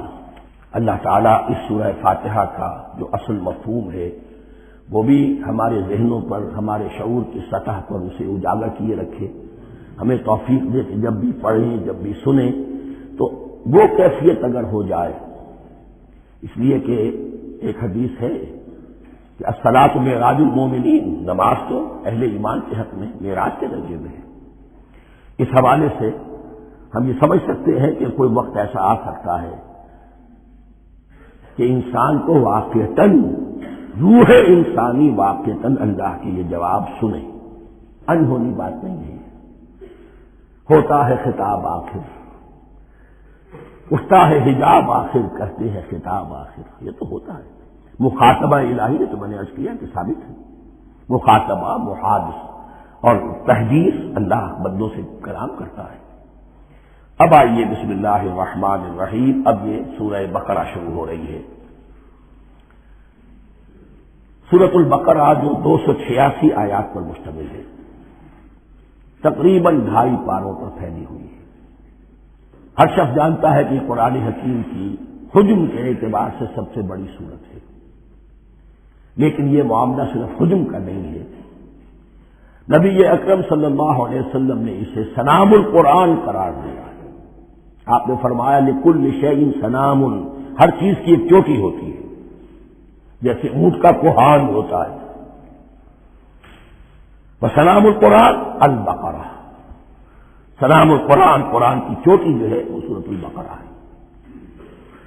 یہ نوٹ کر لیجئے جو میں نے کل آپ کو جو مختلف مکی اور مدنی صورتوں کے گروپوں کے بارے میں بتایا تھا کہ یہاں سے اب پہلی منزل بھی شروع ہو رہی ہے اور پہلا گروپ بھی شروع ہو رہا ہے، اور اس کے ساتھ جو اگلی صورت آئے گی وہ اس کا جوڑا ہے، سورہ آل عمران، جس کی سب سے نمایاں علامت یہ نوٹ کیجیے، یہ بھی الف لام میم سے شروع ہوئی، اگلی بھی الف لام میم سے شروع ہوگی۔ اس کے بعد دو صورتیں مدنی اور ہیں، لیکن ان دونوں میں نہ حروف مقطعات ہے نہ کوئی اور تمہیدی کلام ہے، براہ راست خطاب سورہ نساء میں یا ایھا الناس اور سورہ مائدہ میں یا ایھا الذین آمنوا، کوئی تمہیدی بات نہیں، کوئی حروف مقطعات نہیں، براہ راست خطاب۔ وہ ایک جوڑا ہے سورہ نساء اور سورہ مائدہ، اور یہ ایک جوڑا ہے سورہ بقرہ اور سورہ آل عمران۔ سورہ بقرہ اور سورہ آل عمران کو نبی اکرم صلی اللہ علیہ وسلم نے الزہراوین بھی قرار دیا ہے۔ زہرا کہتے ہیں بڑی روشن چیز کو، یہ حضرت فاطمہ رضی اللہ تعالی عنہا کے نام کے ساتھ آتا ہے، فاطمہ الزہراء، تو زہرا بہت روشن دمکتی ہوئی شے۔ الزہراوین یہ دو نہایت دمکتی ہوئی صورتیں ہیں جو قیامت کے دن دو بدلیوں کی شکل میں ظاہر ہوں گی، حضور نے فرمایا، اور جو لوگ ان صورتوں سے محبت کرتے تھے ان پر سایہ کریں گے۔ اللہم ربنا اجعلنا منہم، ہمیں اللہ تعالیٰ ان میں شامل فرما دے۔ اس سورہ مبارکہ کو دو حصوں میں تقسیم سمجھیے۔ ویسے تو یہ کہ رکوع آئیں گے، پارے بھی بدلیں گے اس میں، لیکن حصے دو ہیں۔ پہلے حصے میں اصل روئے سکن سابقہ امت مسلمہ سے ہے، یہود سے، بنی اسرائیل سے۔ دوسرے حصے میں اصل خطاب موجودہ امت مسلمہ سے ہے، امت محمد سے صلی اللہ علیہ وسلم۔ پہلے حصے میں 18 رکوع ہیں لیکن آیات 152 ہیں، دوسرے حصے میں 22 رکوع ہیں لیکن آیات 134 ہیں۔ گویا کہ اس سے آپ کو توازن نظر آئے گا کہ اگرچہ ادھر رکوعوں کی تعداد کم ہے 18 لیکن آیات کی تعداد زیادہ ہے 152، دوسرے حصے میں رکوعوں کی تعداد زیادہ ہے 22 لیکن آیات کی تعداد 134۔ اسی لیے اس کا ایک نام میں نے تجویز کیا ہے، وہ اس لیے تاکہ کچھ حقائق آپ کے ذہنوں میں ان ناموں کے حوالے سے بھی انشاءاللہ محفوظ ہو جائیں گے۔ سورۃ الامتین، دو امتوں کی سورت، اس لیے کہ تقریباً نصف اس کی ساری بحث جو ہے، مرکزی بحث، وہ سابقہ امت مسلمہ بنی اسرائیل، اور دوسرا نصف اس میں سارا خطاب وہ ہے موجودہ امت مسلمہ یعنی امت محمد صلی اللہ علیہ وسلم۔ اس کا جو پہلے 18 رکوع ہے یا پہلا حصہ ہے، اس کے اندر ڈویژن فردر ہوگی ورٹیکل، عمودی، پہلے 4 رکوع، پھر 10 رکوع، پھر 4 رکوع۔ لیکن جو 22 رکوع ہیں دوسرے حصے کے، دوسرے نصف کے، اس میں ڈویژن جو ہے جو ہاریزونٹل ہے، وہ افقی تقسیم ہے، عمودی نہیں، افقی، وہ میں بعد میں بیان کروں گا جب ہم وہاں پہنچ جائیں گے۔ ان کو پہلے سمجھ لیجئے، اس پہلے حصے کی جو تقسیم میں نے کی ہے، پہلے 4 رکوع، پھر 10 رکوع اور پھر 4 رکوع۔ پہلے 4 رکوع یوں سمجھیے کہ پورے قرآن مجید کے لیے اس کی حکمت اور فلسفے کا جو حصہ مکی قرآن میں بیان ہو چکا تھا اس کا خلاصہ ہے۔ جب یہ صورت نازل ہو رہی ہے تو یہ تو مدینہ میں حضور تشریف لا چکے ہیں، 12-13 سال جو ہے گزر چکے ہیں، اور ان 12-13 سالوں کے دوران 2/3 قرآن نازل ہو چکا ہے۔ اس میں جو بھی حکمت، فلسفہ اور بنیادی دعوت، یہ جو چیزیں مکی قرآن میں بیان ہوئی، ان کا خلاصہ نچوڑ نکال کر یہاں 4 رکوعوں میں رکھ دیا گیا۔ اگرچہ ان میں بھی جب گہرائی میں آپ دیکھیں گے تو روح سخن جو ہے وہ بنی اسرائیل کی طرف ہے، وہ میں بعد میں عرض کروں گا، لیکن اضافی طور پر یہ سمجھ لیجئے کہ پورے مکی قرآن کے حکمت اور پیغام کا خلاصہ ان 4 رکوع میں۔ پھر 10 رکوع ہے جن میں براہ راست خطاب ہے سابقہ امت مسلمہ، یا بنی اسرائیل، اس کے بھی دو حصے ہیں. پہلے ایک رکوع میں دعوت ہے، بڑا انداز اس کا بڑا پیارا ہے، اس میں دعوت ہے ایمان لاؤ محمد پر صلی اللہ علیہ وسلم. اور اس کے بعد 9 رکوع ہیں ملامت کے، ملامت، تنقید، تم نے یہ کیا اور یہ کیا اور یہ کیا، ہم نے یہ احسان کیے، یہ احسان کیے، یہ احسان کیے، تم نے یہ ناشکری کی، یہ ناشکری کی، یہ ناشکری کی. اور اس سب کا نتیجہ آخری 4 رکوعوں میں ہے کہ اب تمہیں اس منصب سے معزول کیا جا رہا ہے جس پر تم 2000 برس تک فائز رہے، اور تمہیں ہٹا کر اب ایک نئی امت محمد کی شکل میں جو وجود میں آ چکی ہے صلی اللہ علیہ وسلم، اسے اس پر فائز کیا جا رہا ہے. اور اس کی علامت کے طور پر اسے میں کہا کرتا ہوں کورونیشن، تاج پوشی. ایک امت معذور، دوسری امت اس کا نصب ہو رہا ہے، اس کی تاج پوشی کے لیے سمبل، علامت کیا ہے؟ قبلہ تحویل. وہ قبلہ یروشلم سابقہ امت کا قبلہ اب ادھر رخ نہیں ہوگا، اب اہل توحید کا قبلہ یہ مکے کی طرف ہوگا، بیت اللہ کی طرف ہوگا. تو تحویل قبلہ کا مضمون ہے جو ان 4 رکوعوں میں آتا ہے. تو یہ میں نے تھوڑی سی تمہید جو ہے آپ کے سامنے رکھ دی ہے. اب بسم اللہ کیجیے. بسم اللہ الرحمن الرحیم. الف لام میم. الف لام میم یہ حروف مقطعات ہیں، یہ علیحدہ علیحدہ پڑھے جاتے ہیں، علم نہیں پڑھ سکتے اس کو. الف لام میم، ہا میم ہے، ہا علیحدہ میم علیحدہ، اگرچہ لکھے ہوئے ہوتے جڑے ہوئے. کاف ہا یا عین صاد لکھے ہوئے جڑے ہوئے پڑھے جائیں گے علیحدہ علیحدہ، قطع علیحدہ کرنا. تو حروف مقطعات ان کے بارے میں ایک بات تو جو ہے اجماعی ہے، سب کے نزدیک مسلم ہے. ان کا کوئی حتمی مفہوم اور ان کے حتمی معنی کسی کو معلوم نہیں سوائے اللہ اور اس کے رسول کے. اس معنی میں یوں بھی کہا گیا یہ کوڈ ورڈز ہیں، جیسے کہ کوئی میسیجز جو ہیں ادھر ادھر بھیجے جاتے ہیں، سیکرٹ میسیجز، تو کچھ کوڈ ورڈز ہوتے ہیں جس سے سمجھ میں آتا ہے کہ یہ بات واقعتاً صحیح سورس سے آ رہی ہے، واللہ عالم. لیکن اس کا کوئی مفہوم اور اس کے معنی جو ہے وہ اتفاق اس پر ہے. اگرچہ بعض حضرات نے کچھ اپنی سی کوشش کی ہے، کچھ مفہوم جو ہے بنانے کی، وہ اپنی جگہ پر ہے. لیکن یہ کہ کسی حضرت عبداللہ ابن عباس رضی اللہ تعالی عنہما نے بعض ایسی کوششیں کی ہیں، لیکن ان کی رائے کو بھی ان کی ذاتی رائے سمجھا گیا ہے، امت نے اسے قبول نہیں کیا. اجماع اور کنسنسس اسی پر ہے کہ اس کے معنی اور مفہوم کسی کو معلوم نہیں سوائے اللہ اور اس کے رسول. البتہ بعض چیزیں ایسی ہیں کہ وہ اگر نوٹ کر لی جائیں تو شاید آئندہ اس میں کچھ راز کھلنے کے امکانات پیدا ہو جائیں. دیکھیے عربی زبان کے جو الفابیٹس ہیں ان کی تعداد 29 ہے یا 28 ہے. میں بتا چکا ہوں، الف اور حمزہ کو ایک سمجھے تو 28 ورنہ 29.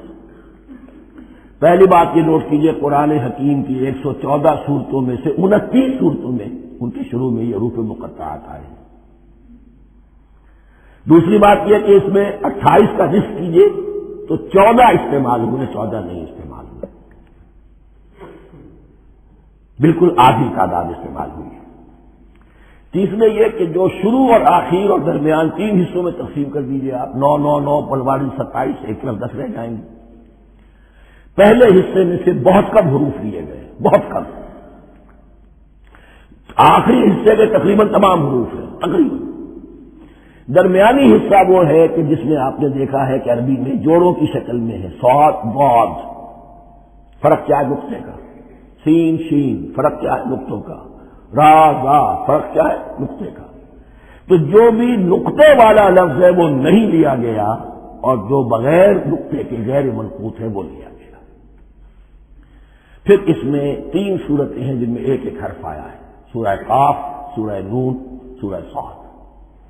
پھر صورتیں ہیں جن میں 2 2 آئی ہیں، جن میں 3 3 آئے ہیں، پھر 4 4 آئے ہیں. 2 ہی صورتیں ہیں جن میں 4 4 ہیں، اور 2 ہی صورتیں جن میں 5 5 ہیں. تو یہ ہے صرف یوں سمجھیے کہ اعداد و شمار. اس کے حوالے سے کچھ آدمی غور کرے تو شاید کوئی بات نکلے. باقی وہ مثال میں آپ کو بتا دیتا ہوں کہ حضرت عبداللہ ابن عباس نے ایک رائے ظاہر کی کہ الف لام میم در حقیقت ایک جملے کا خلاصہ ہے، ان اللہ اعلم. پہلا لفظ انا اس کا الف لے لیا، درمیانی لفظ اللہ اس کا درمیانی لام لے لیا، تیسرا لفظ اعلم یہ آخری لفظ ہے، آخری حرف میم لے لیا، انا اللہ اعلم میں اللہ جانتا ہوں، واللہ اعلم واقعتاً اللہ ہی جانتا ہے۔ یہ حضرت عبداللہ ابن عباس کی رائے ہے، لیکن اگرچہ انہیں حبر الامت مانا گیا ہے، لیکن یہ کہ ان کی اس رائے کو بھی اکثر و بیشتر مفسرین نے قبول نہیں کیا۔ اب جو پہلے دو رکوع ہیں اس سورہ بقرہ کے، ان کے بارے میں تعویل عام اور تعویل خاص کا ایک بڑا بنیادی فرق ہے جو نوٹ کر لینا چاہیے۔ جس وقت یہ صورت نازل ہو رہی ہے، میں عرض کر چکا ہوں کہ 12 سال ہو چکے تھے حضور کو اپنا فریضہ نبوت اور رسالت ادا کرتے ہوئے۔ ایک جماعت اچھی بھلی تیار ہو چکی تھی جنہوں نے حضور کی دعوت پر لبیک کہا، ایمان لائے اور آپ کی تعلیمات پر عمل کیا۔ وہ ایک گروہ موجود تھا، یہ ابو بکر ہے، یہ عمر ہے، یہ عثمان ہے، یہ طلحہ ہے، یہ زبیر ہے، یہ عبد الرحمن بن عوف ہے، یہ مصعب بن عمیر ہے، دیکھ لو۔ اور ایک گروہ وہ تھا کہ جو حق کو جان کر پہچان کر محض اپنی ضد اور حق بندی کی باعث وہ کفر پر آ گیا۔ اور اب ایک تیسرا گروہ پیدا ہو رہا تھا مدینے میں آ کر، وہ ابھی ایمبریونک سٹیج میں ہے کہ جو داعی ہے، مدعی ہے کہ ہم مانتے ہیں لیکن حقیقت میں نہیں مانتے۔ یہ 3 قسم کے گروہ دنیا میں ہمیشہ پائے جائیں گے، ہمیشہ۔ اب اسے میں اس کو لا رہا ہوں تعویل عام کی طرف۔ جب بھی کبھی کوئی دعوت اٹھے گی انقلابی، ایک ہوتا ہے واعظ و نصیحت، ٹھیک ہے، جس نے بھی فائدہ اٹھایا اٹھا لیا۔ ایک ہوتی ہے دعوت انقلابی، وہ انقلابی دعوت کا ہدف ہوتا ہے نظام کو بدلنا۔ نظام بدلتا ہے تو ظاہر بات ہے کہ جو لوگ اس نظام میں جن کے ویسٹڈ انٹرسٹ ہیں اور جن کو پریولیجز حاصل ہیں، جن کے مفادات ہیں، وہ تو لازماً اپنے نظام کا تحفظ کریں گے۔ ٹکراؤ ہوگا، تصادم ہوگا، تصادم میں جانی نقصان بھی ہوگا، مالی نقصان بھی ہوگا۔ یہ گویا کہ کسی انقلابی دعوت کے لوازم ہیں۔ اگر یہ شے نہ ہو تو دعوت انقلابی ہے ہی نہیں۔ اس اعتبار سے ہر انقلابی دعوت کے جواب میں 3 طبقے پیدا ہو جاتے ہیں۔ ایک وہ کہ جو اس دعوت کو قبول کرتے ہیں دیانت کے ساتھ، خلوص کے ساتھ، اخلاص کے ساتھ، اور پھر پوری جواں مرضی کا ثبوت دیتے ہیں، حد سے بعد آباد، اب جو آئے سو آئے، جان دینی پڑے حاضر ہیں، مال دینا پڑے حاضر ہیں، کوئی تکلیف آئے، کوئی مشقت آئے، کوئی مصیبت آئے، کوئی قربانی کرے، حاضر۔ جب پکارا گیا واپس نہیں پھیرا کوئی فرمان جنوں کا، اور تنہا نہیں لوٹی کبھی آواز جرس کی۔ خیریت جا راحت تن صحت داما، سب بھول گئی مصلحت اہل حوث کی۔ ایک وہ لوگ ہوتے ہیں، ایک وہ لوگ ہوتے ہیں کہ جو اڑ جاتے ہیں ضد پر، حق درمی پر، ماننے کے باوجود، جاننے کے باوجود کہ بات تو ٹھیک ہے جو کہہ رہے ہیں، کیسے مان لیں؟ ہماری سیادت، ہماری چودراہٹ، ہمارے مفادات، ہمارے یہ ساری چیزیں ان سب کے اوپر دت پڑ رہی ہیں۔ یہ لوگ اڑ جاتے ہیں اور پھر کوئی دعوت، کوئی نصیحت، کوئی مزید افہام و تفہیم ان کے حق میں مفید نہیں ہوتی۔ اس لیے کہ صحیح بات ہے جو کہتے ہیں کہ سوتے کو تو جگایا جا سکتا ہے، جاگتے وہ کیسے جگائے؟ کوئی سویا ہوا ہے تو آپ اسے جگا دیں گے، جو جاگا ہوا ہے لیکن وہ بنا ہوا ہے، وہ اٹھنے کو تیار ہی نہیں ہے، تو آپ کیسے اٹھا دیں گے؟ تو جو لوگ جان بوجھ کر حق کو پہچان کر رد کر دیتے ہیں، پھر ان کے حق میں کوئی دعوت، کوئی نصیحت، کوئی تبلیغ، کوئی انذار، کوئی تبشیر مفید نہیں ہے۔ تیسرا درجہ ایسے لوگوں کا ہوتا ہے جو یا تو شروع میں آتے ہی شرارت کے ارادے سے، کوئی مصلحت ہے جس کی وجہ سے اس دعوت کو قبول کر لیا، کوئی ذاتی منفعت ہے جس کے لیے قبول کر لیا، یا یہ کہ شروع میں تو اخلاص کے ساتھ آتے ہیں لیکن جب قربانی دینے کا وقت آتا ہے تو ان کے اندر سیرت و کردار کی وہ مضبوطی نہیں ہوتی کہ ہر سے بعد آباد، یہ نہیں ہوتی۔ وہ پھر ڈگمگاتے رہتے ہیں، کبھی کچھ چلے پھر کہیں چھٹک کر رہ گئے، پھر کہیں کچھ چلے پھر چھٹک کر رہ گئے۔ یہ تیسرا طبقہ ہے کہ جو کہتا ہے، دعوی مدعی ہے کہ ہم نے مانا ہے، قبول کیا ہے، بات ٹھیک ہے، کچھ تھوڑا بہت چلتے بھی ہیں، لیکن جہاں مشکل آئی چھٹک کر کھڑے ہو گئے، عہدے منہ گر پڑے۔ یہ تیسرا طبقہ ہے۔ اس کے لیے لفظ ہمارے ہاں منافقین بھی ہے، لیکن اس رکوع میں آ کر ابھی ان 4 رکوعوں میں نہیں بلکہ سورہ بقرہ میں مکمل میں بھی کہیں نفاق کا لفظ نہیں آیا ہے، اس لیے کہ اسے مرض سے تعبیر کیا گیا ہے۔ یہ مرض ہے ایک، اور اس مرض کے ذریعے سے لوگوں کے اندر جو ہے وہ ایک نفاق کا بیج پڑ رہا ہے، جو ظاہر ہوگا تو منافقت پوری کی پوری کھل کر سامنے آ جائے گی۔ روگ ہے انسانی شخصیت کا، اس حوالے سے وہ تیسری، اور یہ چونکہ اہم ترین حصہ تھا اور یہ مرض اب شروع ہو رہا تھا، مدینے میں مکے میں نہیں تھا، لہذا زیادہ تفصیل سے اس کے بارے میں گفتگو ہوئی۔ اب ان 2 رکوعوں کا سلسلے وار مطالعہ انشاءاللہ اس دوسری نشست میں کریں گے۔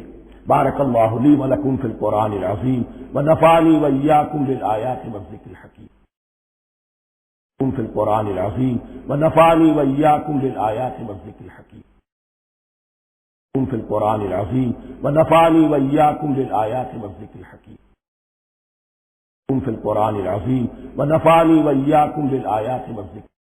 اعوذ باللہ من الشیطان الرجیم، بسم اللہ الرحمن الرحیم۔ الف لام میم ذالک الکتاب لا ریب فیہ صدق اللہ العظیم۔ الف لام میم حروف مقطعات ہیں جن کے بارے میں عرض کر چکا ہوں۔ ذالک الکتاب لا ریب فیہ، یہ وہ کتاب ہے اس میں کوئی شک نہیں۔ الکتاب اس لیے کہا گیا ہے کہ قرآن مجید کی پیشین گوئیاں اور خوشخبریاں سابقہ کتابوں میں موجود تھیں، اور کیونکہ اس سورہ مبارکہ میں اصل خطاب کا رخ جو ہے وہ ہے سابقہ امت مسلمہ کی طرف، تو ذالک کتاب نہیں کہا گیا، ذالک کتاب لا ریب فیہ نہیں، ذالک الکتاب یہ وہ کتاب ہے، کتاب موعود ہے جس کی پیشین گوئیاں تورات اور انجیل میں موجود تھیں۔ لا ریب فیہ اس میں کوئی شک نہیں، حرف اورا ریب نئے، تبدیل نئے، یہی الفاظ آئے ہیں سورہ سجدہ کے شروع میں بھی، الف لام میم تنزیل الکتاب لا ریب فیہ رب العالمین، لا ریب فیہ من رب العالمین، فیہ ھدی للمتقین۔ فیہ دونوں طرف مل سکتا ہے، لا ریب فیہ اسے معانقہ کہتے ہیں، لا ریب فیہ پڑھیں گے تو ھدی سے شروع کر دیں گے، لا ریب پر ختم کر دیں گے تو فیہ ھدی للمتقین، یہ دونوں معنی درست ہوں گے۔ آپ کو مل جائے گا جو قرآن شریف لے کر بیٹھے ہوئے ہیں کہ حاشیے میں معانقہ نمبر 1 لکھا ہوا ہے، معانقہ عند المتأخرین۔ ھدی للمتقین یہ ہدایت ہے، رہنمائی ہے اہل تقویٰ میں جو بچنا چاہیں۔ تقویٰ کا اصل مفہوم سمجھ لیجئے، بقا یقین کسی کو بچانا، تقویٰ خود بچنا۔ جن لوگوں کے اندر فطرت سلیمہ ہوتی ہے ان میں اخلاقی حس موجود ہوتی ہے، وہ بری چیز سے بچنا چاہتے ہیں، بھلی کو حاصل کرنا چاہتے ہیں۔ وہ لوگ ہیں کہ جو گویا کہ اس قرآن کا اصل مخاطب ہے، وہی اس سے استفادہ کر سکیں گے۔ الذین یؤمنون بالغیب، اب ان کے کچھ اوصاف، یہ اصل میں بہت زیادہ واضح ہوتا ہے تعویل خاص کے اعتبار سے کہ دیکھ لو درخت کو اپنے پھل سے پہچانتے ہیں، اس قرآن کے پھل موجود ہیں نا، یہ ابو بکر اور عمر اور عثمان اور علی کون ہیں؟ یہ جو مہاجرین آئے ہیں چل کر، مدینے والوں دیکھو یہ کون ہیں، ان کی شخصیتیں کیا ہیں، ان کا کردار کیا ہے، ان کے اوصاف کیا ہے، یہ کس درخت کے پھل ہیں، یہ اس بینہ کے پھل ہیں، یہ اس ذکرہ کے پھل ہیں۔ بینہ رسول من اللہ یتلو صحفا مطہرۃ فیہا کتب قیمہ، یہ اس شجرہ مبارکہ کے پھل ہیں، دیکھ لو ان کے کیا شب و روز ہے، الذین یؤمنون بالغیب، جو غیب پر ایمان رکھتے ہیں۔ تعویل عام کے اعتبار سے اس کا بہت اہم مفہوم ہوگا، جو یہ طے کر لے کہ سوائے مادے کی دنیا کے مجھے اس سے آگے جانا ہی نہیں، unless I can verify۔ آپ کو معلوم ہے کہ میٹیریل جو حقائق ہے وہ تو آپ ویریفائی کر سکتے ہیں، آنکھ سے دیکھ سکتے ہیں، کان سے سن سکتے ہیں، ویریفائڈ ہے۔ جو یہ سمجھ لے گا کہ اس کے بیونڈ کچھ نہیں ہے، اس کے لیے قرآن میں کوئی ہدایت نہیں۔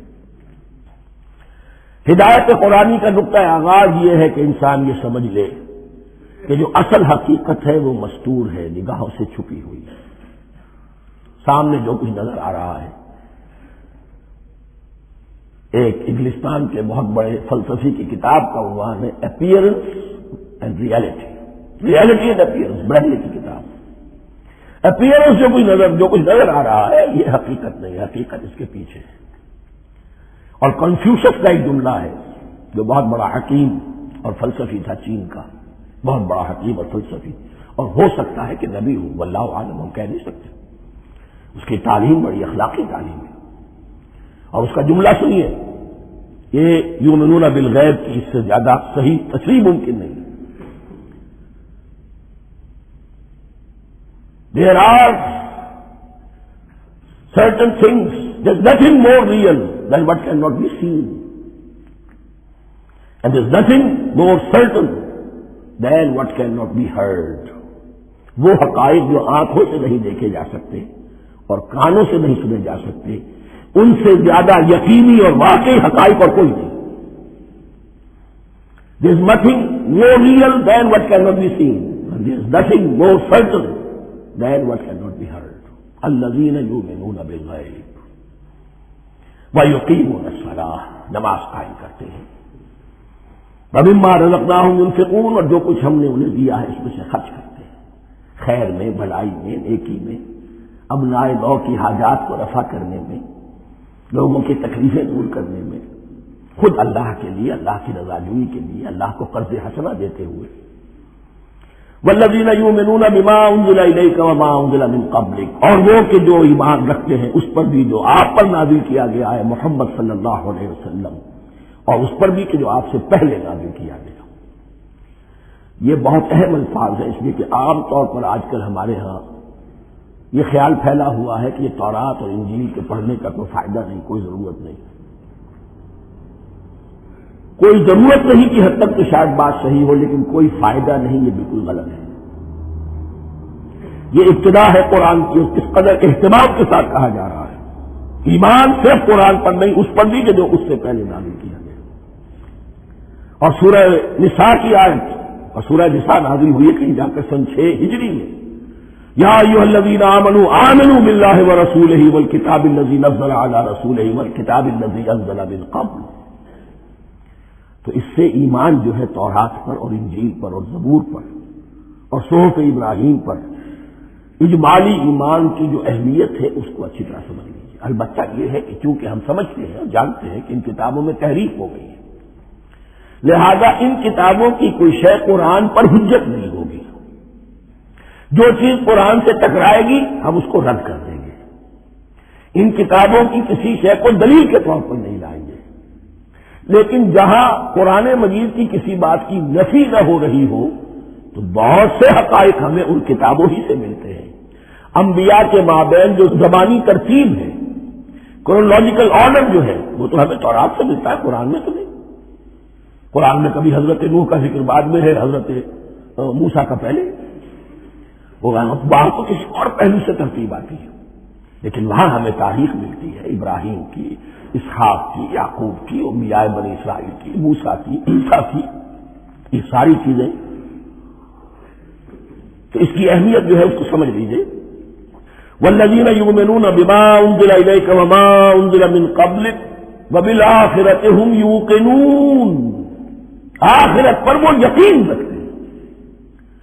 نوٹ کرنے والی بات کیا ہے کہ باقی سب چیزوں کے لیے لفظ ایمان آیا، آخرت کے لیے ایقان کیوں؟ واقعہ یہ ہے کہ انسان کے عمل کے اعتبار سے سب سے زیادہ مؤثر شے ایمان بالآخرہ ہے۔ ایمان بالآخرہ ہے تو عمل سیدھا رہے گا کہ ہاں مجھے جواب دہی کرنی ہے، جانا ہے، اٹھنا ہے، اللہ کے حضور حاضری ہے۔ اگر یہ یقین ہے تو عمل صحیح ہوگا۔ اس میں کمی ہو گئی تو توحید جو ہے وہ بھی بس ایک عقیدہ، ایک ڈوگما بن کے رہ جائے گی۔ ایمان بالرسالت بھی بدعات کو جنم دے گا، عید میلاد نبی منا لیجیے اور کچھ عشقیہ اشعار کہہ دیجیے، نعتیہ اشعار کہہ دیجیے، اللہ اللہ خیر صلی اللہ، یہ ایمان بالرسالت کے مظہر ہوں گے۔ عمل انسان کا درست ہوتا ہے آخرت کے یقین کے ساتھ۔ وبالآخرۃ هم یوقنون، آخرت پر انہی کا یقین ہے، انہی کا یقین ہے۔ یہ حاصل بھی ہے اس اعتبار سے کہ یہودی میں مدعی تھے کہ ہم آخرت پر یقین رکھتے ہیں، یہاں کنٹراسٹ دکھایا جا رہا ہے، آخرت پر یقین رکھنے والے یہ لوگ ہیں، اور تعویل خاص کے اعتبار سے وہ لوگ موجود ہیں تمہاری نگاہوں کے سامنے۔ 13 برس کی محنت کی کمائی محمد رسول اللہ صلی اللہ علیہ وسلم کی اس کتاب کی، یتلو علیہم آیاتہ ویزکیہم ویعلمہم الکتاب والحکمہ، اس کا جو نتیجہ ہے وہ تمہارے سامنے۔ اولئک علی ھدی من ربہم، یہ وہ لوگ ہیں جو اپنے رب کی طرف سے ہدایت پر ہیں، جو ابتدائی ہدایت بھی ان کے پاس تھی اور یہ تکمیلی ہدایت بھی، قرآن پر بھی ان کا یقین پورا ہے اور محمد کا اتباع بھی وہ کر رہے ہیں۔ وَأُولَٰئِكَ هُمُ الْمُفْلِحُونَ، اور یہی وہ لوگ ہیں جو فلاح پانے والے ہیں۔ فلاح کا لفظ بھی قرآن مجید کی بڑی اہم اصطلاح ہے، منزل مراد کو پہنچ جانا، کسی باطنی حقیقت کا عیا ہو جانا۔ اسی لیے اس پر پھر گفتگو انشاءاللہ ہوگی سورہ مومنون کے شروع میں، لیکن یہ کہ فلاح پانے والے، کامیاب ہونے والے اصل میں یہی لوگ ہیں۔ تو گویا کہ تعویل خاص میں صحابہ کرام کی طرف اشارہ ہو گیا، تعویل عام میں ہر شخص کو بتا دیا گیا اگر قرآن کی ہدایت سے مستفید ہونا ہے تو یہ اوصاف اپنے اندر پیدا کرو۔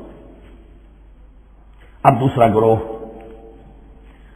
ان الذین کفروا سواء علیہم انذرتہم ام لم تنذرہم لا یؤمنون، یقیناً جن لوگوں نے کفر کیا، اور یہاں مراد کیا ہے؟ جو کفر پر اڑ گئے ہیں۔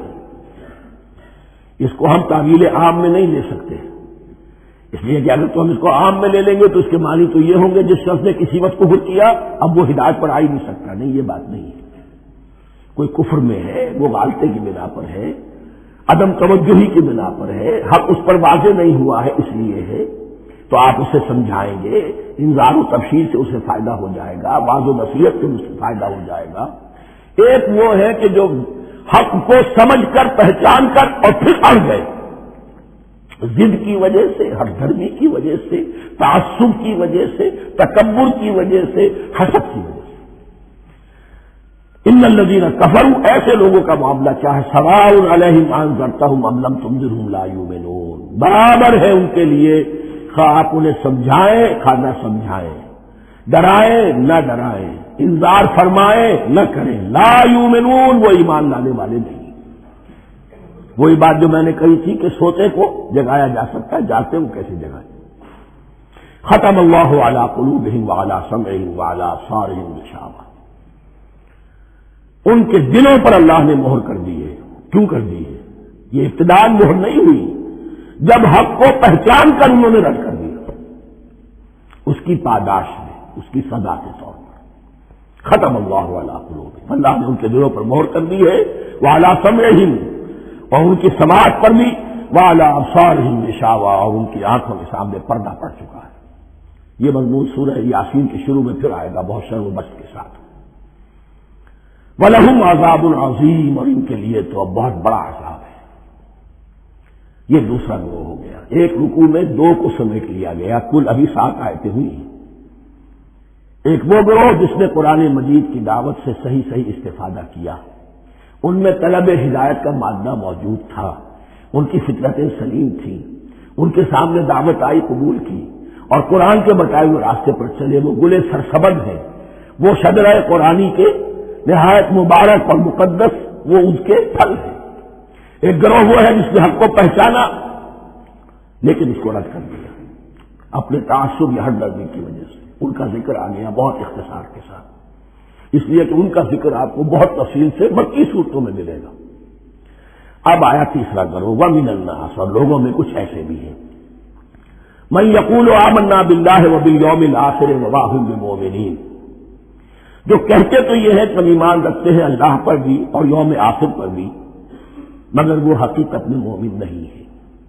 یہاں ایک بات سمجھ لیجئے، اکثر و بیشتر مفسرین نے اس تیسری کیٹیگری کے بارے میں یہی رائے قائم کی ہے کہ یہ منافقین مذکور ہے یہاں، اگرچہ لفظ منافق یا لفظ نفاق نہیں آیا یہاں، لیکن مولانا غیاث الاصلاحی صاحب نے ایک رائے ظاہر کی ہے جو بڑی قیمتی ہے، وہ یہ کہ یہاں ایک کردار کا نقشہ کھینچ دیا گیا ہے، غور کرنے والے غور کر لیں، دیکھ لیں، جس پر بھی وہ چسپاں ہو جائے۔ اور بالفعل جب یہ آیات نازل ہو رہی تھی تو دو طبقات پر یہ کردار نگاری جو ہے، یہ جو شخصیت کا ہیولہ کھینچا جا رہا ہے، وہ دو کے اوپر راست آ رہا تھا۔ ایک علماء یہود، وہ بھی کہتے تھے کہ ٹھیک ہے محمد جو کہہ رہے ہیں ہم بھی اللہ کو مانتے ہیں، آخرت کو بھی مانتے ہیں، اسی لیے یہاں رسالت کا ذکر نہیں ہے۔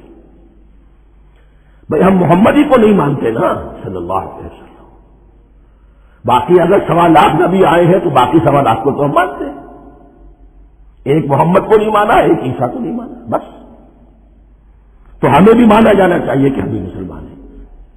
ایک یہ ان کی رائے ہے، اور واقعہ یہ ہے کہ یہاں اس طریقے کا تذکرہ ہو رہا ہے کہ جس سے ان کا کردار بھی جھلک رہا ہے، روح سخن ان کی طرف جا رہا ہے۔ مجھے یاد ہے اپنی 10ویں جماعت کے زمانے میں دہلی میں نے دیکھا تھا کہ نارتھ سرکس، وہاں کا ایک بڑی مارکیٹ ہوتی تھی، تو جوتے کی دکان پہ بہت بڑا جوتا لٹکایا ہوا تھا، بہت بڑا، اور لکھا تھا free to whom it fits, جس کے پاؤں میں یہ ٹھیک ٹھیک آ جائے وہ لے جائے۔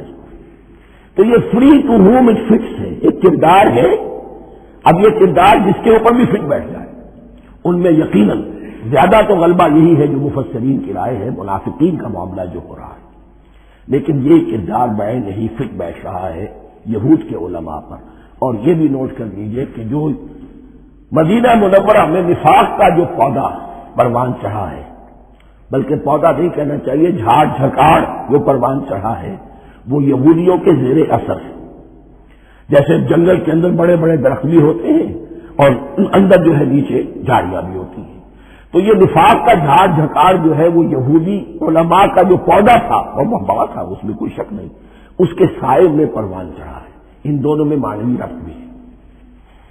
وَمِنَ النَّاسِ مَن يَقُولُ آمَنَّا بِاللَّهِ وَبِالْيَوْمِ الْآخِرِ وَمَا هُم بِمُؤْمِنِينَ، اور لوگوں میں سے کچھ ایسے بھی ہیں جو کہتے تو یہ ہے کہ ہم ایمان رکھتے ہیں اللہ پر اور یوم آخر پر، لیکن وہ مومن نہیں ہیں۔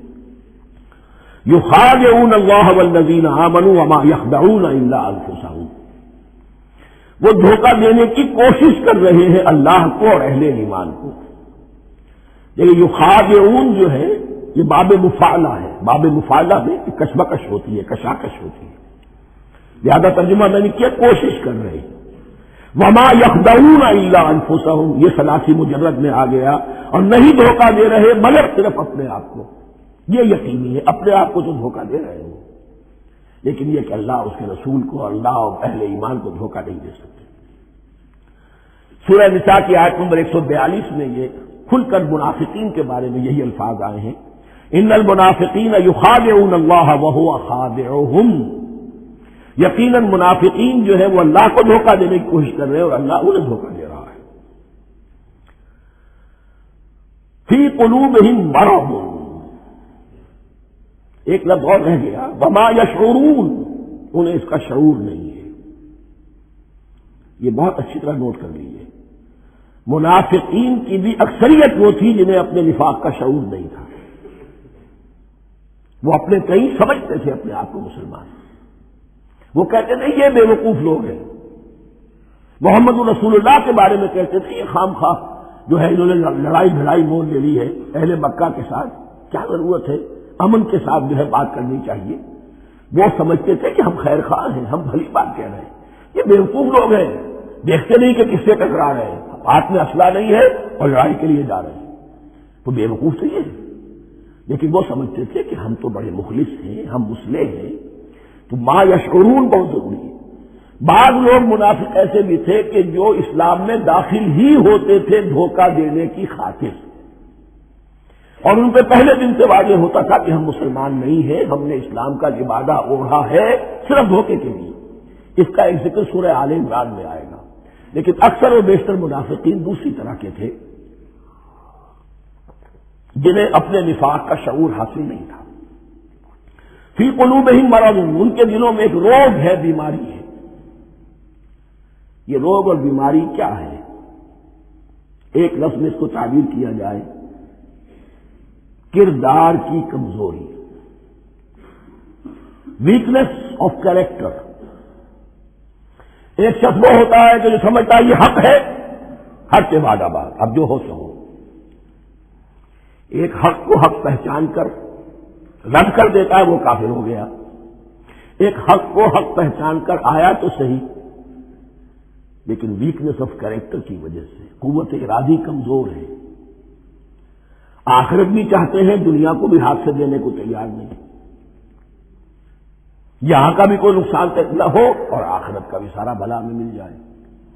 یہ وہ لوگ ہیں در حقیقت کہ اس کو کہا ہے روگ، فی قلوبہم مرض فزادہم اللہ مرضا، تو اللہ نے ان کے مرض میں اضافہ کر دیا۔ یہ اللہ کی سنت ہے، آپ حق پر چلنا چاہیں حق کا راستہ آپ کے لیے آسان کر دے گا، آپ برائی کی طرف جانا چاہیں بڑی سے بڑی برائی آپ کے لیے ہلکی ہوتی چلی جائے گی، کوئی خاص بات ہی نہیں، چلو یہ بھی کر گزرو، جب یہ کر لیا تو یہ بھی کر گزرو، اور اگر آپ بین بین لٹکنا چاہیں تو اللہ اسی پہ چھوڑ دیتا ہے۔ ٹھیک ہے، آپ سمجھتے ہیں ہم کامیاب ہو رہے ہیں، اب نے مسلمانوں کو بھی دھوکہ دے لیا، وہ ہمیں مسلمان سمجھتے ہیں، اور یہودیوں کو بھی دھوکہ دے لیا، وہ سمجھتے ہیں کہ ہم ان کے ساتھی ہیں، تو سمجھا کامیاب ہو رہے ہیں، حقیقت میں کامیابی نہیں۔ فی قلوبہم مرض فزادہم اللہ مرضا ولہم عذاب علیم بما کانوا یکذبون، اور ان کے لیے تو دردناک عذاب ہے۔ عذاب عظیم کا لفظ آیا تھا اوپر کفار کے لیے، وَلَهُمْ عَذَابٌ عَظِيمٌ، 7ویں آیت ختم ہوئی، اور عذاب علیم کا لفظ آیا یہاں، ان کے لیے دردناک المناک عذاب ہے، بما کانوا یکذبون، بسبب اس جھوٹ کے جو وہ بول رہے تھے۔ وَإِذَا قِيلَ لَهُمْ لَا تُفْسِدُوا فِي الْأَرْضِ، اور جب ان سے کہا جاتا تھا مت فساد کرو زمین میں، مراد کیا ہے اس سے کہ جب محمد کو مان لیا کہ اللہ کے رسول ہیں، اب ٹھیک ٹھیک پیروی کرو، ان کے پیچھے چلو، ان کا حکم ہے تو جنگ کے لیے نکلو، ان کی طرف سے تقاضا آتا ہے مال پیش کرو، اور اگر تم اس سے کتراتے ہو تو فساد مچا رہے ہیں، جماعتی زندگی کے اندر فتنہ و فساد پیدا کرو۔ وَإِذَا قِيلَ لَهُمْ لَا تُفْسِدُوا فِي الْأَرْضِ قَالُوا إِنَّمَا نَحْنُ مُصْلِحُونَ، وہ کہتے تھے نہیں ہم تو صلح کرانے والے ہیں، اصلاح کرنے والے ہیں، ہم چاہتے ہیں لڑنا بھیڑنا کوئی اچھی بات نہیں ہے، ٹکراؤ فساد یہ کوئی اچھے کام تھوڑا ہی ہے، بس ٹھنڈے ٹھنڈے دعوت دیتے رہو، جو چاہے قبول کر لے جو چاہے رد کر دے، خامخواہ یہ ٹکرانا اور یہ جنگ کرنا اور اللہ کے دین کو غالب کرنے کے لیے یہ قربانی دو اور یہ مصیبت جھیلو اور یہ مشقت برداشت کرو اور یہ چیز چھوڑو اور یہ ترک کرو، یہ کاہے کے لیے؟ وَإِذَا قِيلَ لَهُمْ لَا تُفْسِدُوا فِي الْأَرْضِ قَالُوا إِنَّمَا نَحْنُ مُصْلِحُونَ أَلَا إِنَّهُمْ هُمُ الْمُفْسِدُونَ وَلَٰكِن لَّا يَشْعُرُونَ، آگاہ ہو جاؤ کہ وہی ہے مفسد، فساد پھیلانے والے، اس لیے کہ محمد رسول اللہ کی دعوت ہے زمین میں اصلاح کے لیے، اس اصلاح کے لیے کچھ آپریشن کرنا پڑے گا، مریض اس درجے کو پہنچ چکا ہے کہ آپریشن کے بغیر اس کی شفا نہیں ہوگی، اب اگر تم اس کے راستے میں رکاوٹ بنتے ہو تو در حقیقت تم فساد مچا رہے ہو، لیکن تمہیں اس کا شعور نہیں۔ الا انہم هم المفسدون ولکن لا یشعرون، پھر دیکھیے نوٹ کیجیے شعور نہیں ہے، شعوری نفاق اور شے ہے، غیر شعوری نفاق ہے کہ جس کا یہ سارا تذکرہ ہو رہا ہے۔ وَإِذَا قِيلَ لَهُمْ آمِنُوا كَمَا آمَنَ النَّاسُ، اور جب ان سے کہا جاتا ہے ایمان لاؤ جیسے دوسرے لوگ ایمان لائے، آخر دیکھو دوسرے یہ اہل ایمان ہیں، جب بلاوا آتا ہے فوراً لبیک حاضر ہوتے، جو بھی ہو یہ تم جو ہے آخر تم نے اور بھی اختیار کی۔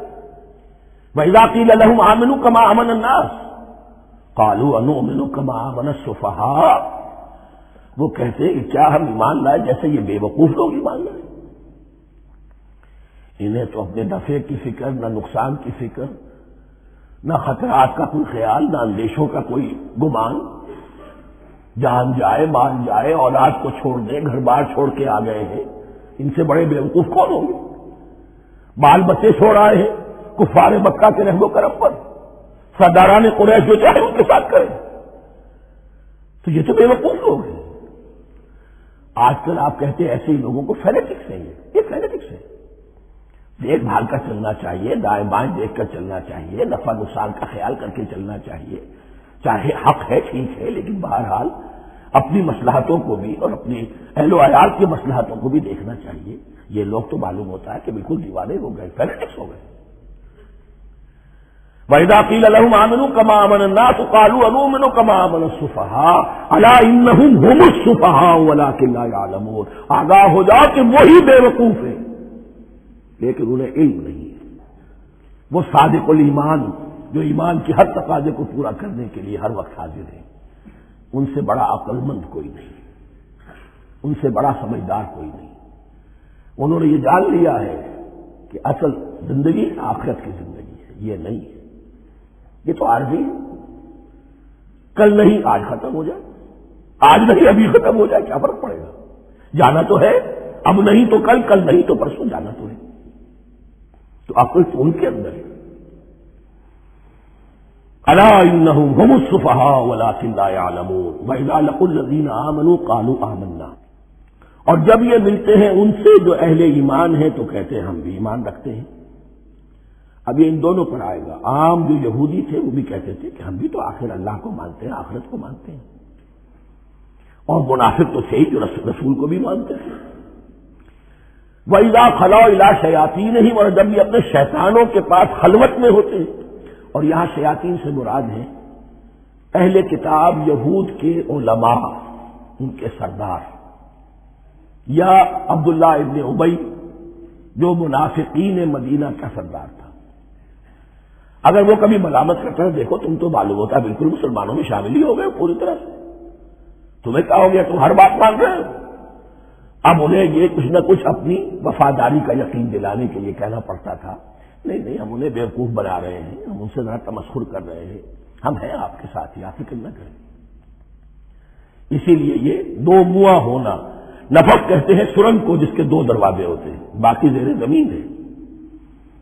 ناف کا گوہ کا بل ہے کہ دو دروازے رکھتا ہے، دو اس کے منہ رکھتا ہے کہ ادھر سے اگر کتا داخل ہو جائے شکار کے لیے تو ادھر سے نکل بھاگے، ادھر سے آئے تو ادھر سے نکل بھاگے۔ تو دو منہ انسان، یہ در حقیقت جس کو پھر سورہ نساء میں کہا گیا لا الہ الا ولا الہ الا، نہ ادھر کے ہیں نہ ادھر کے، مذبذبین بین ذلک، اس کے درمیان مذبذب ہو کر رہ گئے۔ یہ شیطان کا لفظ یہاں سمجھ لیجئے، اس کے دو رائے ہیں کہ یہ شطنہ سے بنا ہے یا شاط سے بنا ہے، شین الف کوئے یا شین طا نون۔ شطنہ کے معنی تباہ ادا، تو بہت دور ہو گیا، دور ہو گیا۔ شیطان سے مراد جو اللہ کی رحمت سے بہت دور ہو گیا۔ اور شاطا یشیتوں کے معنی ہے احترق غضبا وحسدا، کوئی شخص غصے اور حسد کے اندر جل رہا ہو، وہ شاطا یشیتو ہے۔ اس سے فعلان کے وزن پر، رحمان کے وزن پر، غضبان کے وزن پر شیطان، یعنی وہ کہ جو حسد اور غضب کی آگ میں جل رہا ہے۔ تو یہ ایک تو شیطان وہ ہے جو جنات میں سے ہے، جس کا نام عزازیل تھا پہلے، اب ہم اسے ابلیس کے نام سے جانتے ہیں، وہ ایک شیطان ہے، جنی ہے۔ پھر یہ کہ جو بھی اس کے پیروکار ہیں دنیا میں انسانوں میں سے ہو یا جنات میں سے ہو، وہ بھی شیاطین ہیں۔ اسی طرح اہل کفر، اہل زیغ کے جو بڑے بڑے سردار ہوتے ہیں ان کو بھی شیطان سے تعبیر کیا گیا۔ وَإِذَا خَلَوْا إِلَىٰ شَيَاطِینِهِمْ قَالُوا إِنَّا مَعَكُمْ، اور جب وہ خلوت میں ہوتے ہیں، علیحدگی میں ہوتے ہیں اپنے شیاطین کے پاس، سرداروں کے پاس، کہتے ہیں ہم تو آپ کے ساتھ ہیں، انما نحن مستہزئون، یہ تو ہم ان مسلمانوں کو بیوقوف بنا رہے ہیں، ان سے استہزاء کر رہے ہیں، تمسخر کر رہے ہیں۔ ہم تمسخر میں کہہ دیتے ہیں کہ ہم بھی آپ کے ساتھ ہیں، آمنا۔ اللہ یستہزئ بہم ویمدہم فی طغیانہم یعمہون، حقیقت کیا ہے کہ اللہ ان کا مذاق اڑا رہا ہے اور ان کو ڈھیل دے رہا ہے کہ وہ اپنے عقل کے اندھے پن میں بڑھتے چلے جائیں۔ اللہ تعالیٰ جیسا میں نے عرض کیا رسی دراز کرتا ہے، کچھ تو غلط راستے پر جائے گا، جاؤ بھائی، فوراً تو نہیں پکڑتا، اگر فوراً پکڑ لے تو سیدھا ہو جائے گا، چلتے جاؤ، جہاں جانا چاہتے جاؤ۔ تو ان کو بھی رسی دراز کر رہا ہے اللہ، لیکن یہ کہ اللہ یستہزئ بہم، یہ سمجھتے ہیں کہ مسلمانوں کا مذاق اڑا رہے ہیں، اصل میں مذاق ان کا اڑ رہا ہے اللہ کے نزدیک۔ وَيَمُدُّهُمْ فِي طُغْيَانِهِمْ يَعْمَهُونَ، اب یہاں ذرا نوٹ کر لیجئے، یہ دو لفظ آئیں گے، عین میم اور ہا، امہ ہے کے ساتھ، ایک ہے عین میم اور یا امج، تو عین اور میم تو مشترک ہے یا آخر میں فرق ہوگا، عین میم اور ہا ہوگا، اس کے معنی عقل کا اندھا، دل کا اندھا، آنکھیں تو ہے لیکن دل کا اندھا ہے، عقل کا اندھا ہے۔ اور عین میم یا جو آنکھوں کا اندھا ہو، عمیٌ اندھے، اعمیٰ اندھا۔ تو یہاں فرمایا انا معکم انما نحن مستہزئون اللہ یستہزئ بہم ویمدہم فی طغیانہم یعمہون۔ اللہ ان کو اس جو ان کی عقل کے اندھے پن میں جو یہ بڑھتے چلے جا رہے ہیں، اللہ بھی ان کی رسی دراز کر رہا ہے تاکہ یہ جہاں تک جانا چاہتے چلے جائیں۔ اولئک الذین اشتروا الضلالۃ بالہدی، یہ وہ لوگ ہیں کہ جنہوں نے ہدایت کے عوض گمراہی خرید لی ہے۔ دیکھیے بڑا پیارا انداز ہے یہ۔ ایک شخص کے سامنے دونوں آپشنز تھے، ایک نے گمراہی کو چھوڑا، ہدایت لے لی، چاہے قیمت دینی پڑی، تکلیفیں اٹھانی پڑی، آزمائشوں میں سے گزرنا پڑا، قربانیاں دینی پڑی، ہدایت لی۔ اور ایک شخص نے ہدایت دے کر گمراہی لے لی۔ آسانی تو ہو گئی، فوری تکلیف سے تو بچ گئے، لا الہ الا اللہ ولا الہ الا اللہ، دونوں طرف سے اپنے آپ کو بچا لیا۔ لیکن حقیقت میں سب سے زیادہ گھاٹے کا سودا یہی ہے۔ اولئک الذین اشتروا الضلالۃ بالہدی، ہدایت دے کر اور ضلالت خرید لی ہے۔ فما ربحت تجارتہم، تو ان کی تجارت ان کے حق میں ہرگز مفید نہیں ہوئی۔ اب یہاں بھی دیکھیے را با اور ہے ہا، ربحا اس کے معنی نفع، صحیح نفع، جائز نفع۔ را با اور وا ربا وہ سود، وہ بھی اضافہ ہے، وہ بھی بڑھوتری ہے، لیکن وہ حرام ہے۔ ایک ہے تجارت کے اندر جو نفع ہو جائے وہ ربح ہے، را با اور ہا یہ نفع ہے جو جائز نفع ہے۔ را با اور وا ربا یہ کیا ہے؟ یہ سود ہے، یہ حرام ہے۔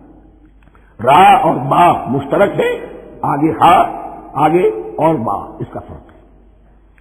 فما ربحت تجارتہم وما کانوا مہتدین، ان کی تجارت ان کے حق میں ہرگز مفید نہیں ہوئی اور نہیں ہے اب یہ ہدایت پانے والے۔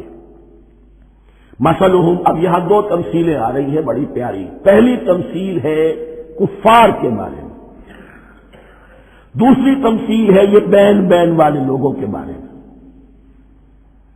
پہلوں کے لیے کیا تمثیل ہے؟ مثلہم کمثل الذی استوقد نارا، ان کی مثال اس شخص کی سی ہے جس نے آگ روشن کی۔ ایک نقشہ کھینچا جا رہا ہے، اندھیری شب ہے جدا اپنے قافلے سے ہے تو، تیرے لیے ہے میرا شعلہ نوا قندیل۔ اندھیری شب ہے، قافلہ بھٹک رہا ہے، کچھ لوگ بڑی ہمت کرتے ہیں، اندھیرے میں بھی ادھر ادھر سے لکڑیاں جمع کرتے ہیں اور آگ روشن کر دیتے ہیں۔ لیکن اس وقت جب آگ روشن ہوتی ہے کچھ لوگوں کی بینائی سلب ہو جاتی ہے۔ پہلے وہ اندھیرے میں اس لیے تھے کہ روشنی نہیں تھی، اب وہ اندھیرے کے اندھیرے میں رہ گئے کہ روشنی تو خارج میں آ گئی، اپنی اندر کی روشنی گل ہو گئی، بصارت سلب۔ یہ مثال ہے ان کفار کی کہ حضور کی آمد سے پہلے سب بھٹک رہے تھے، کوئی حقیقت واضح نہیں تھی، قافلہ انسانیت بھٹک رہا تھا اندھیری شب میں۔ محمد رسول اللہ آئے، انہوں نے آگ روشن کر دی، اب راستہ کھل گیا، ہدایت واضح ہو گئی۔ لیکن کچھ ضد یا تعصب یا تکبر یا حسد کی بنیاد پر کچھ لوگوں کی اندر کی بینائی غائب ہو گئی، تو وہ تو ویسے کے ویسے بھٹک رہے ہیں، جیسے پہلے اندھیرے میں تھے ویسے ہی اب اندھیرے میں ہیں۔ روشنی میں آنے والے تو وہ ہیں، دیکھ لو جن کا ذکر سب سے پہلے ہوا ہے۔ مثلہم کمثل الذی استوقد نارا، اس شخص کی سی ہے کہ جس نے آگ روشن کی۔ فلما اضاءت ما حولہ، جب اس آگ نے اپنے ماحول کو گردا گرد کو روشن کر دیا، ذهب اللہ بنورہم، اللہ ان کی نور بصارت کو لے گیا، سلب کر لیا اللہ نے۔ وترکہم فی ظلمات لا یبصرون، اور چھوڑ دیا انہیں ان اندھیروں کے اندر کہ وہ کچھ نہیں دیکھتے۔ صم بکم عمی فہم لا یرجعون، اسم کہتے ہیں بہرے کو، سم جمع ہے اس کی، سمن۔ اب کمو کہتے ہیں گونگے کو، بکمن اس کی جمع ہے۔ آما کہتے ہیں اندھے کو، عمیٌ اس کی جمع ہے۔ یہ بہرے ہیں، گونگے ہیں، اندھے ہیں، فہم لا یرجعون، اب یہ لوٹنے والے نہیں۔ یہ کون ہے؟ ابو جہل ہے، ابو لہب ہے، ولید بن مغیرہ ہے، عقبہ ابن ابی معیط ہے۔ یہ سب کے سب ابھی زندہ ہے جب یہ آیات نازل ہو رہی ہیں۔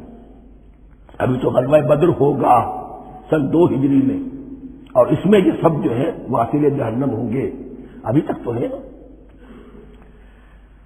یہ لوگ ہو گئے اس کی مثال مثلهم كمثل الذي استوقد نارا فلما أضاءت ما حوله ذهب الله بنورهم وتركهم في ظلمات لا يبصرون صم بكم عمي فهم لا يرجعون. اب دوسری مثال او كصيب من السماء، یا بڑی زور کی بارش برس رہی ہے آسمان سے، فيه ظلمات، اس میں اندھیرے بھی ہیں، ورعد اور گرج ہے، وبرق اور بجلی چمک رہی ہے، یجعلون اصابعهم فی اذانهم من الصواعق حذر الموت.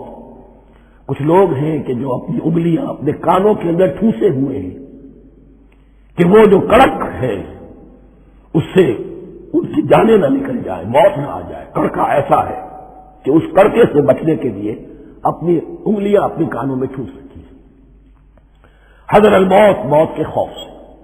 واللہ محیط بالکافرین، اللہ ایسے کافروں کا احاطہ کیے ہوئے ہیں، بچ کر کہاں جائیں گے.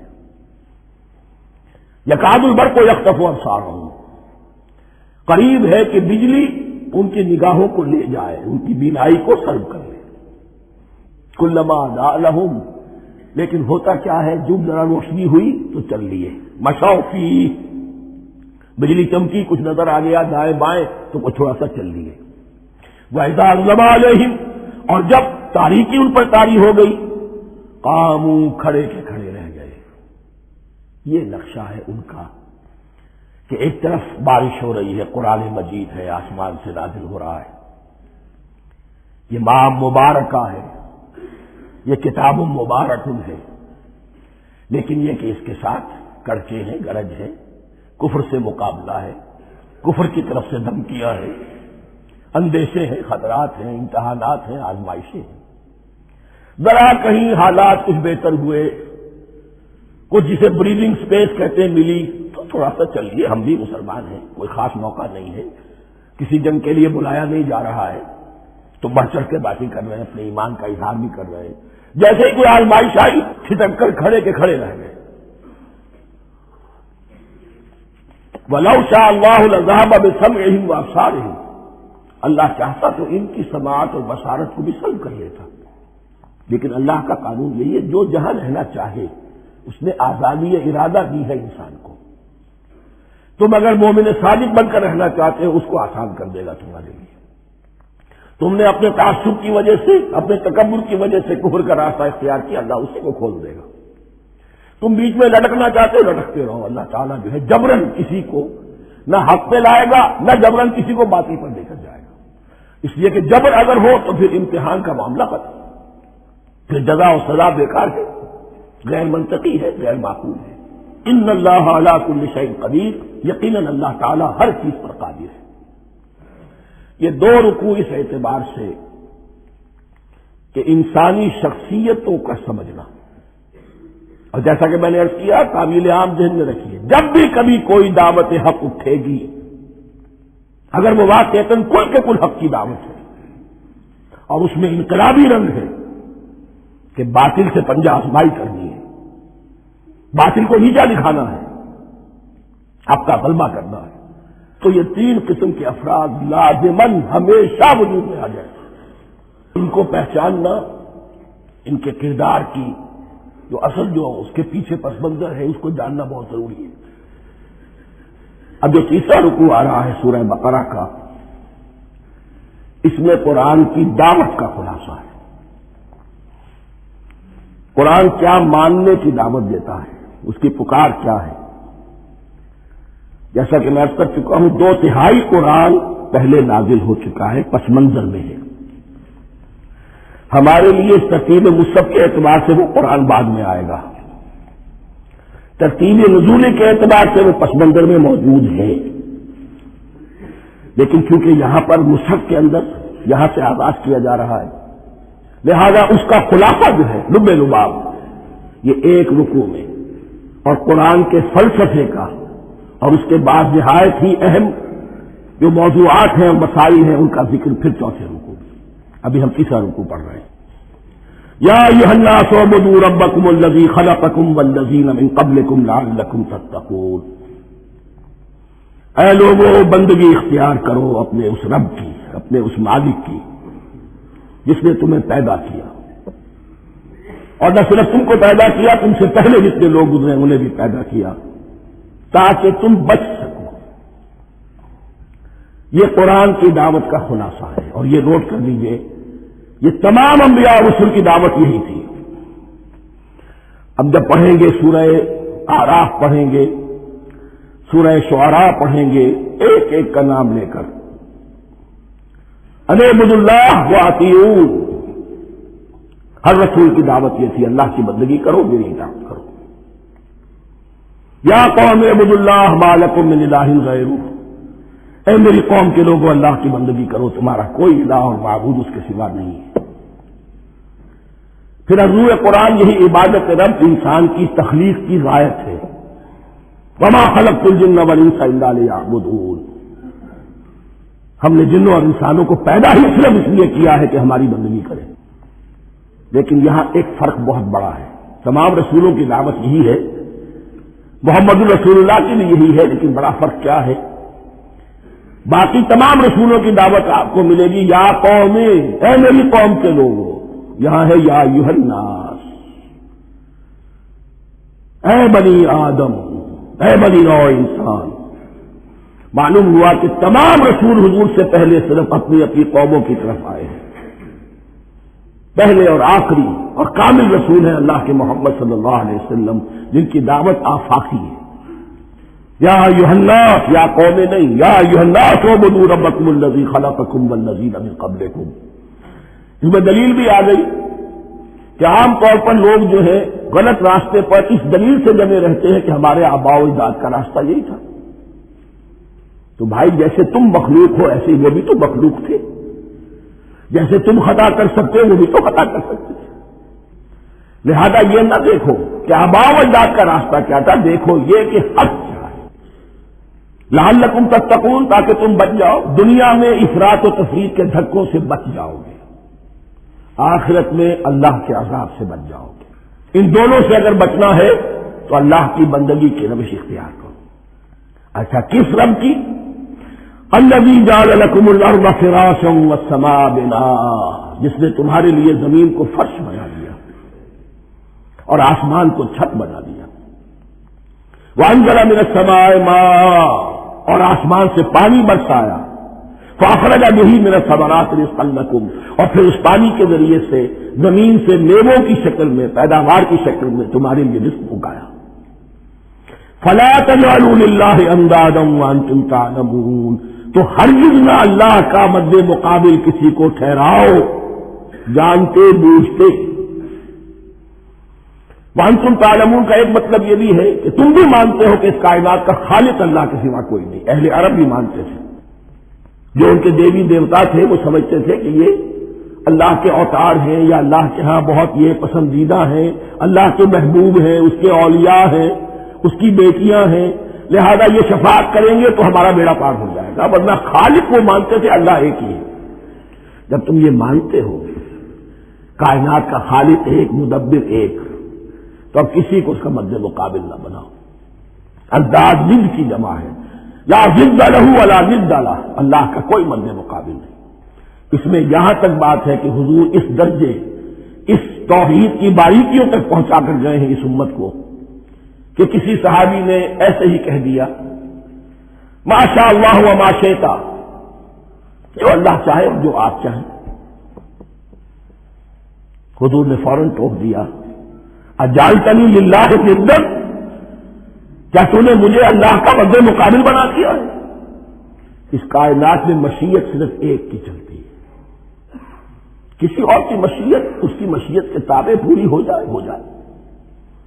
لیکن مشیت مطلقہ صرف اس کی ہے۔ یہاں تک کہ حضور سے فرمایا گیا کہ اے نبی آپ کے لیے یہ ممکن نہیں ہے کہ اسے چاہے ہدایت دے دیں، انک لا تہدی من احببت ولکن اللہ یہدی من یشاء۔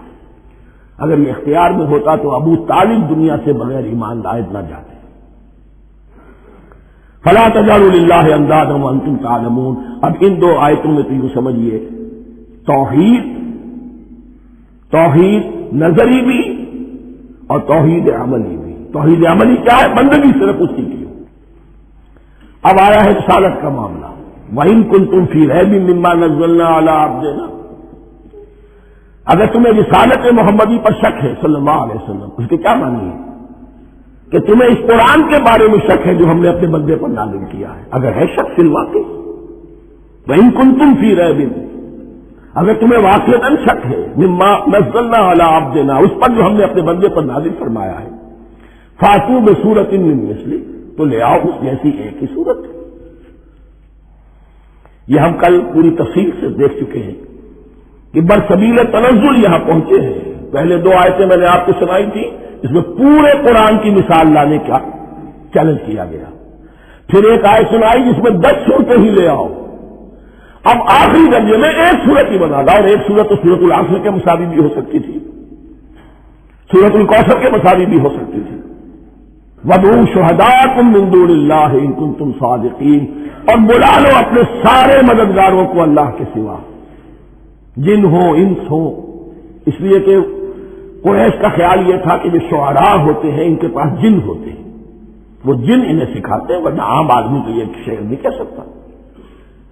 تو تمہارا اگر کوئی گمان ہے، کوئی جنات سکھانے والے ہیں، کوئی انسان ہے، خطیب ہے، شعراء ہے، ادیب، سب کو جمع کر، ان کنتم صادقین۔ اب یہ ہے بہت ہی، جس کو میں نے کل کہا تھا، آپ کو یاد ہوگا، قرآن کا انداز کیا ہوتا ہے کہ وہ اپنے اندر جھانکنے کی دعوت دیتا ہے۔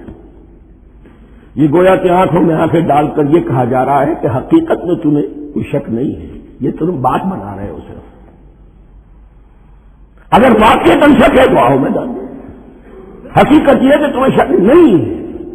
اگر تم سچے ہو فَأْتُوا بِسُورَةٍ مِّن مِّثْلِهِ، تو اس جیسی ایک ہی صورت بنا لاؤ۔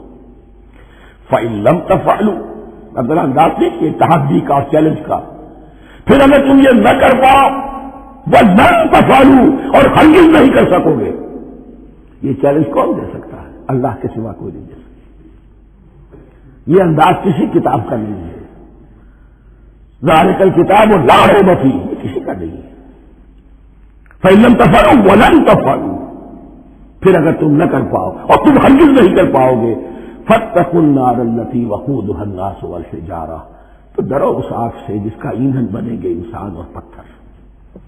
اعدت للکافرین، کافروں کے لیے تیار کر لی گئی ہے، بھڑکا دی گئی ہے۔ پتھروں کا ذکر خاص طور پر کیوں ہے؟ 2 اس کے امکانات ہیں۔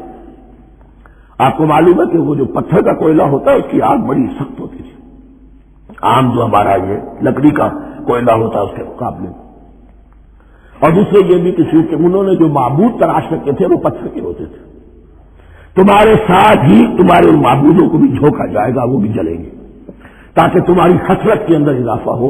ان سے ہم دعائیں مانگا کرتے تھے، ان کے سامنے ماتھے ٹیکتے تھے، ان کے سامنے ڈنڈوت کرتے تھے، ان کو چڑھاوے چڑھاتے تھے۔ اب یہاں گویا کہ ایمان باللہ، توحید، ایمان بالرسالت اور ایمان بالآخرت، فاتقوا النار التي وقودها الناس والحجارة اعدت للكافرين وبشر الذين آمنوا وعملوا الصالحات، اور بشارت دے دیجیے اے نبی ان لوگوں کو کہ جو ایمان لائے اور جنہوں نے نیک عمل کیے، ان لهم جنات تجری من تحتها الانہار، کہ ان کے لیے وہ باغات ہیں کہ جن کے دامن میں ندیاں بہتی ہوں گی۔ لفظی ترجمہ ہوگا جن کے نیچے ندیاں بہتی ہوں گی۔ مراد اس سے کیا ہے؟ عام فطری باغ وہ ہوتے تھے کہ جس میں ذرا اونچائی پر جو ہے درخت لگے ہوئے ہیں اور دامن میں ندی بہ رہی ہے، تو اس سے خود بخود جو ہے وہ اریگیشن، نیچرل اریگیشن ہو رہی ہے، درختوں کے جڑوں تک پانی پہنچ رہا ہے۔ 12 ترجمہ آپ لفظی کریں، ان کے نیچے ندیاں بہتی ہوں گی، یا یہ کہ جن کے دامن میں ندیاں بہتی ہوں گی۔ کلما رزقوا منها من ثمرۃ رزقا، جب بھی کبھی انہیں دیا جائے گا کوئی پھل رزق کے طور پر کھانے کے لیے جنت میں، قالوا هذا الذي رزقنا من قبل، وہ کہیں گے یہ تو وہی شے ہے جو ہمیں پہلے بھی ملتی تھی۔ اس کا ایک مفہوم یہ ہے، یہ جو نزل ہے، ابتدائی جو ہے دعوت ہے، ابتدائی ضیافت جو ہوگی اس میں وہی چیزیں کہ جو معروف ہے، جانی پہچانی ہے۔ یہ رمان، یہ دیکھیے یہ انار آ رہا ہے خوبصورت، یہ انگور ہے خوبصورت، یہ نخیل ہے، یہ نخل ہے، یہ رطب ہے، لیکن ذائقے کے کوئی نسبت و تناسب بھی نہیں ہوگا۔ وہ کہیں گے وہی شے ہے جو ہمیں پہلے ملتی تھی۔ وَأُتُوا بِهِ مُتَشَابِهًا، مشابہ تو ہوگی وہ، لیکن ان کے ذائقے میں زمین و آسمان کا فرق ہوگا۔ اور ایک یہ بھی مفہوم لیا گیا ہے کہ آخرت میں جنت میں بھی وہی میوے ملتے رہیں گے، لیکن ان کا ذائقہ بدلتا رہے گا، شکل وہ ہوگی لیکن ذائقہ وہی رہے گا کہ جس سے انسان کی بھی طبیعت بڑھ جاتی ہے ایک ہی شے کو کھاتے ہوئے۔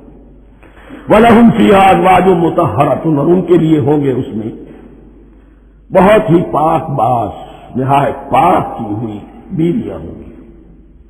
ازواج مطہرۃ وہم فیہا خالدون، اور اس میں رہیں گے ہمیشہ ہمیشہ۔ یہ تو تین جو اصول ہیں دین کے دعوت ایمان، توحید اور رسالت اور معاد، ایمان باللہ، ایمان بالرسول، ایمان بالآخرہ۔ اب ذرا کچھ ضمنی مسائل ہیں کہ جو بعض کفار کی طرف سے، بعض معتزلین کی طرف سے پیش ہوتے تھے، وہ کبھی بھی اس چیلنج کا مقابلہ تو نہ کر سکے، میدان میں تو نہ آ سکے۔ یہ بالکل ایسی بات ہے جیسے کسی مصور کی تصویر پر اعتراض کرنے والے تو بہت تھے۔ جب کہا گیا کہ ذرا یہ دیجیے قلم، اس کو ٹھیک کر دیجیے، یہ برش آپ کے ہاتھ میں دیتا ہوں، اب سب پیچھے ہٹ گئے۔ تو کوئی صورت قرآن کے مقابلے میں لانا وہ تو ان کے لیے ممکن نہیں تھی، لیکن ادھر ادھر سے اعتراضات کرنے کے لیے جو زبانیں کھلتی تھی ان میں سے ایک اعتراض نقل کیا جا رہا ہے۔ وہ یہ تھا کہ وہ کہتے تھے کہ قرآن مجید میں مکھی کی تشریح آئی ہے، یہ تو بڑی حقیر سی ہے، اعلیٰ کلام ہو اور اعلیٰ متکلم ہو وہ ایسی حقیر چیزوں کا تذکرہ نہیں کرتا۔ بیت العنکبوت مکھی کا بھی ذکر ہے قرآن میں، اتنی حقیر شے کا، یہ کوئی اعلیٰ کلام نہیں۔ اس کا جواب دیا جا رہا ہے کہ اصل میں کہیں تشبیہ بیان کرنی ہے، تمثیل بیان کرنی ہے، تو دیکھنا یہ کہ جس شے کے لیے تشبیہ دی جا رہی ہے اس کی مناسبت والی شے ہو۔ شے کوئی بہت حقیر ہے تو کسی عظمت والی شے سے آخر کیسے تشبیہ دی جائے گی؟ وہ تو کسی حقیر شے سے ہی تشبیہ دی جائے گی تو جو اصل مقصد ہے تشبیہ کا وہ پورا ہوگا۔ ان اللہ لا یستحیی ان یضرب مثلا ما بعوضۃ فما فوقہا، اللہ تعالیٰ کو تو اس میں کوئی جھجک نہیں ہے، کوئی شرم نہیں ہے کہ وہ مچھر کی مثال بیان کرے، تو اس سے اوپر، اور جب فوقہا میں دونوں معنی ہو جائیں گے، یعنی کمتر اور حقیر ہونے میں اس سے بھی بڑھ کر، یا یہ کہ اس سے اوپر کی کوئی شے، اس کی مثال دینے میں اللہ کو کوئی جھجک نہیں، اس لیے کہ مکھی بھی بہر مچھر سے ذرا بڑی شے ہے۔ اس معنی میں بھی ہو سکتا ہے فوقہا، اور فوقہا اس معنی میں بھی کہ اس سے بھی حقیر ہونے میں اس سے بھی بڑھ کر۔ فَأَمَّا الَّذِينَ آمَنُوا فَيَعْلَمُونَ أَنَّهُ الْحَقُّ مِن رَّبِّهِمْ، تو جو لوگ صاحب ایمان ہیں وہ جان لیتے ہیں کہ یہ حق ہے ہمارے رب کی طرف سے۔ وَأَمَّا الَّذِينَ كَفَرُوا، اور جنہوں نے کفر کیا ہے، فَيَقُولُونَ مَاذَا أَرَادَ اللَّهُ بِهَذَا مَثَلًا، یہ کیا مثال اللہ نے دی، کیا ارادہ ہوا اللہ کا اس مثال کے ذریعے سے؟ ناک بہت چڑھا رہے ہیں، اعتراض کر رہے ہیں۔ اب جو آ رہا ہے اللہ جملہ وہ ہے بہت اہم، یضل بہ کثیرا ویہدی بہ کثیرا، اسی کے ذریعے سے اللہ بہتوں کو ہدایت دیتا ہے اور اسی کے ذریعے سے بہتوں کو گمراہ کرتا ہے۔ معلوم ہوا کہ ہدایت اور گمراہی اور ہدایت اور ضلالت انسان کی سبجیکٹو کنڈیشن کے اوپر دار و مدار ہے۔ اس کا آپ کے دل میں خیر ہے، بھلائی ہے، نیت صحیح ہے، طلب ہدایت، طلب علم، اس میں آپ سچے ہیں، آپ کو ہدایت مل جائے گی۔ دل میں زہر ہے، کجی ہے، نیت میں ٹیڑھ ہے، فساد ہے، تو اسی کے ذریعے سے اللہ آپ کی گمراہی میں اضافہ کر دے گا۔ یضل بہ کثیرا ویہدی بہ کثیرا، لیکن اللہ کا یہ کسی کو ہدایت دینا اور کسی کو ضلالت دینا علل ٹپ نہیں ہے، کسی قاعدے اور قانون کے بغیر نہیں ہے۔ وما یضل بہ الا الفاسقین، نہیں گمراہ کرتا وہ اس کے ذریعے سے مگر صرف سرکش لوگوں کو، جن میں سرکشی ہے، تعلی ہے، تکبر ہے، اور ان کے اوصاف کیا ہے؟ الذین ینقضون عہد اللہ من بعد میثاقہ، جو توڑ دیتے ہیں اللہ کے ساتھ کیے ہوئے عہد کو۔ اور سب سے بڑا عہد یہ سورہ اعراف میں چل کر آئے گا، عہد الست۔ عالم ارواح میں ہم عہد الست کر کے آئے، الست بربکم قالوا بلی، کیا میں ہی نہیں ہوں تمہارا رب؟ تمام ارواح نے، میں بھی تھا، آپ بھی تھے، سب تھے، کل انسان، جتنے انسان دنیا میں آج تک آ چکے ہیں وہ بھی تھے، اور جو آنے ہیں ابھی قیامت تک وہ بھی تھے، لیکن تھے صرف ارواح کی شکل میں، جسم نہیں تھے۔ اور یہ میں آپ کو بتا چکا ہوں، مکمل وجود ہے انسان کا، روحانی وجود۔ اولاً تخلیق اس کی ہوئی تھی، اسی سے آگے چل کر ایک بہت فلسفے کا بہت گہرا مضمون آ رہا ہے آگے چل کر۔ وہ جو عہد الست بربکم قالوا بلا، انہوں نے اس عہد کو توڑا، اللہ کو اپنا مالک اور خالق اور اپنا حاکم جاننے کی بجائے خود حاکم بن کر بیٹھ گئے۔ الیس لی ملک مصر، کیا مصر کی بادشاہی میری نہیں ہے؟ I am the sovereign, we are sovereign, popular sovereignty, بغاوت، سرکشی، فاسق۔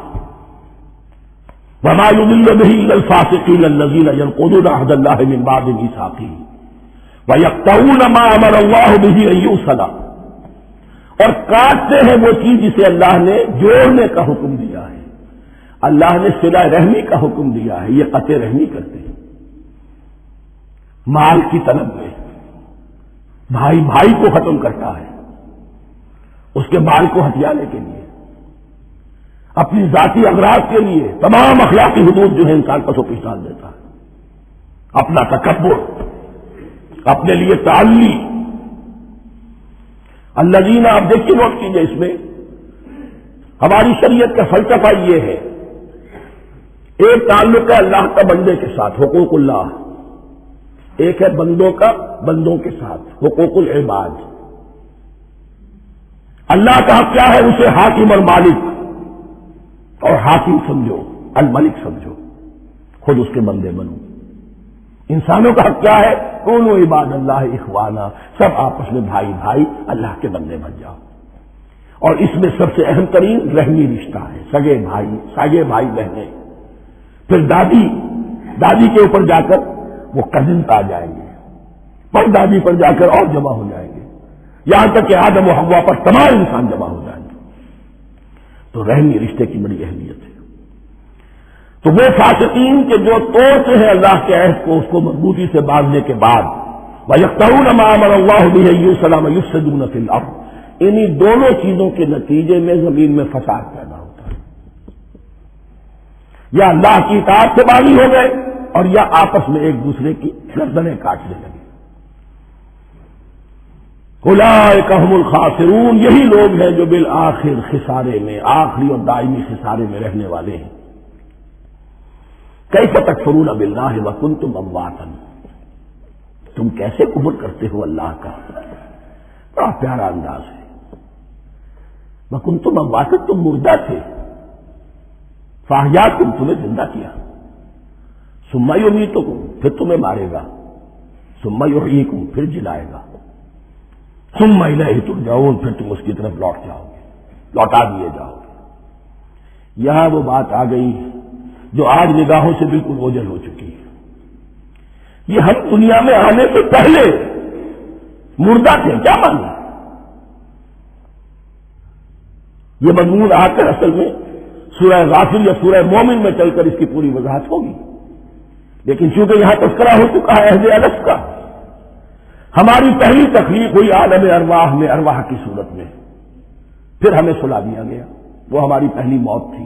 مردہ جو ہے معدوم نہیں ہوتا، مردہ ہوتا ہے، بے جان ہوتا ہے، سویا ہوا ہوتا ہے، اور موت کو اور نیند کو تشبیہ دی گئی ہے۔ پھر ہمیں اس جسد کے ساتھ یہاں زندہ کیا گیا، پھر موت طاری ہوگی، پھر ہمیں زندہ کیا جائے گا۔ یہ آیت جیسا کہ میں نے عرض کیا بہت بڑی اور بڑی گہری حکمت اور فلسفہ قرآن کی آیت ہے۔ کیسے اللہ کا انکار کرتے؟ تم اموات، تم مردہ تھے، سوئی ہوئی ارواح کی شکل میں تھے، فاحیاکم، تمہیں جگایا اس جسد کے ساتھ زندہ کیا، ثم یمیتکم ثم یحییکم، پھر تمہیں مارے گا، پھر جلائے گا، ثم الیہ ترجعون، پھر تم اس کی طرف لوٹا دیے جاؤ گے۔ اور اب اس کے بعد جو آخری آیت ہے، هو الذی خلق لکم ما فی الارض جمیعا، اس نے تمہارے لیے بنایا ہے جو کچھ بھی زمین میں ہے۔ اس میں خلافت کا مضمون آ گیا۔ حدیث میں آتا ہے انما الدنیا خلقت لکم وانتم خلقتم للآخرہ، یہ دنیا تمہارے لیے بنائی گئی ہے، تم آخرت کے لیے بنائے گئے ہو۔ هو الذی خلق لکم ما فی الارض جمیعا، اس لیے کہ اگلی آیت پھر آ رہی ہے خلافت کی آیت، سارا کچھ زمین میں یہ بستر جو بچھایا اور یہ کائنات کو زمین کو سجایا تمہاری خلافت کے لیے۔ ثم استوى الى السماء فسواهن سبع سماوات، پھر وہ متوجہ ہوا آسمانوں کی طرف اور انہیں 7 آسمانوں کی شکل میں بنا دیا۔ جیسا کہ میں کل عرض کر چکا ہوں، یہ تاحال ابھی یہ آیات متشابہات میں سے ہے، 7 آسمانوں کی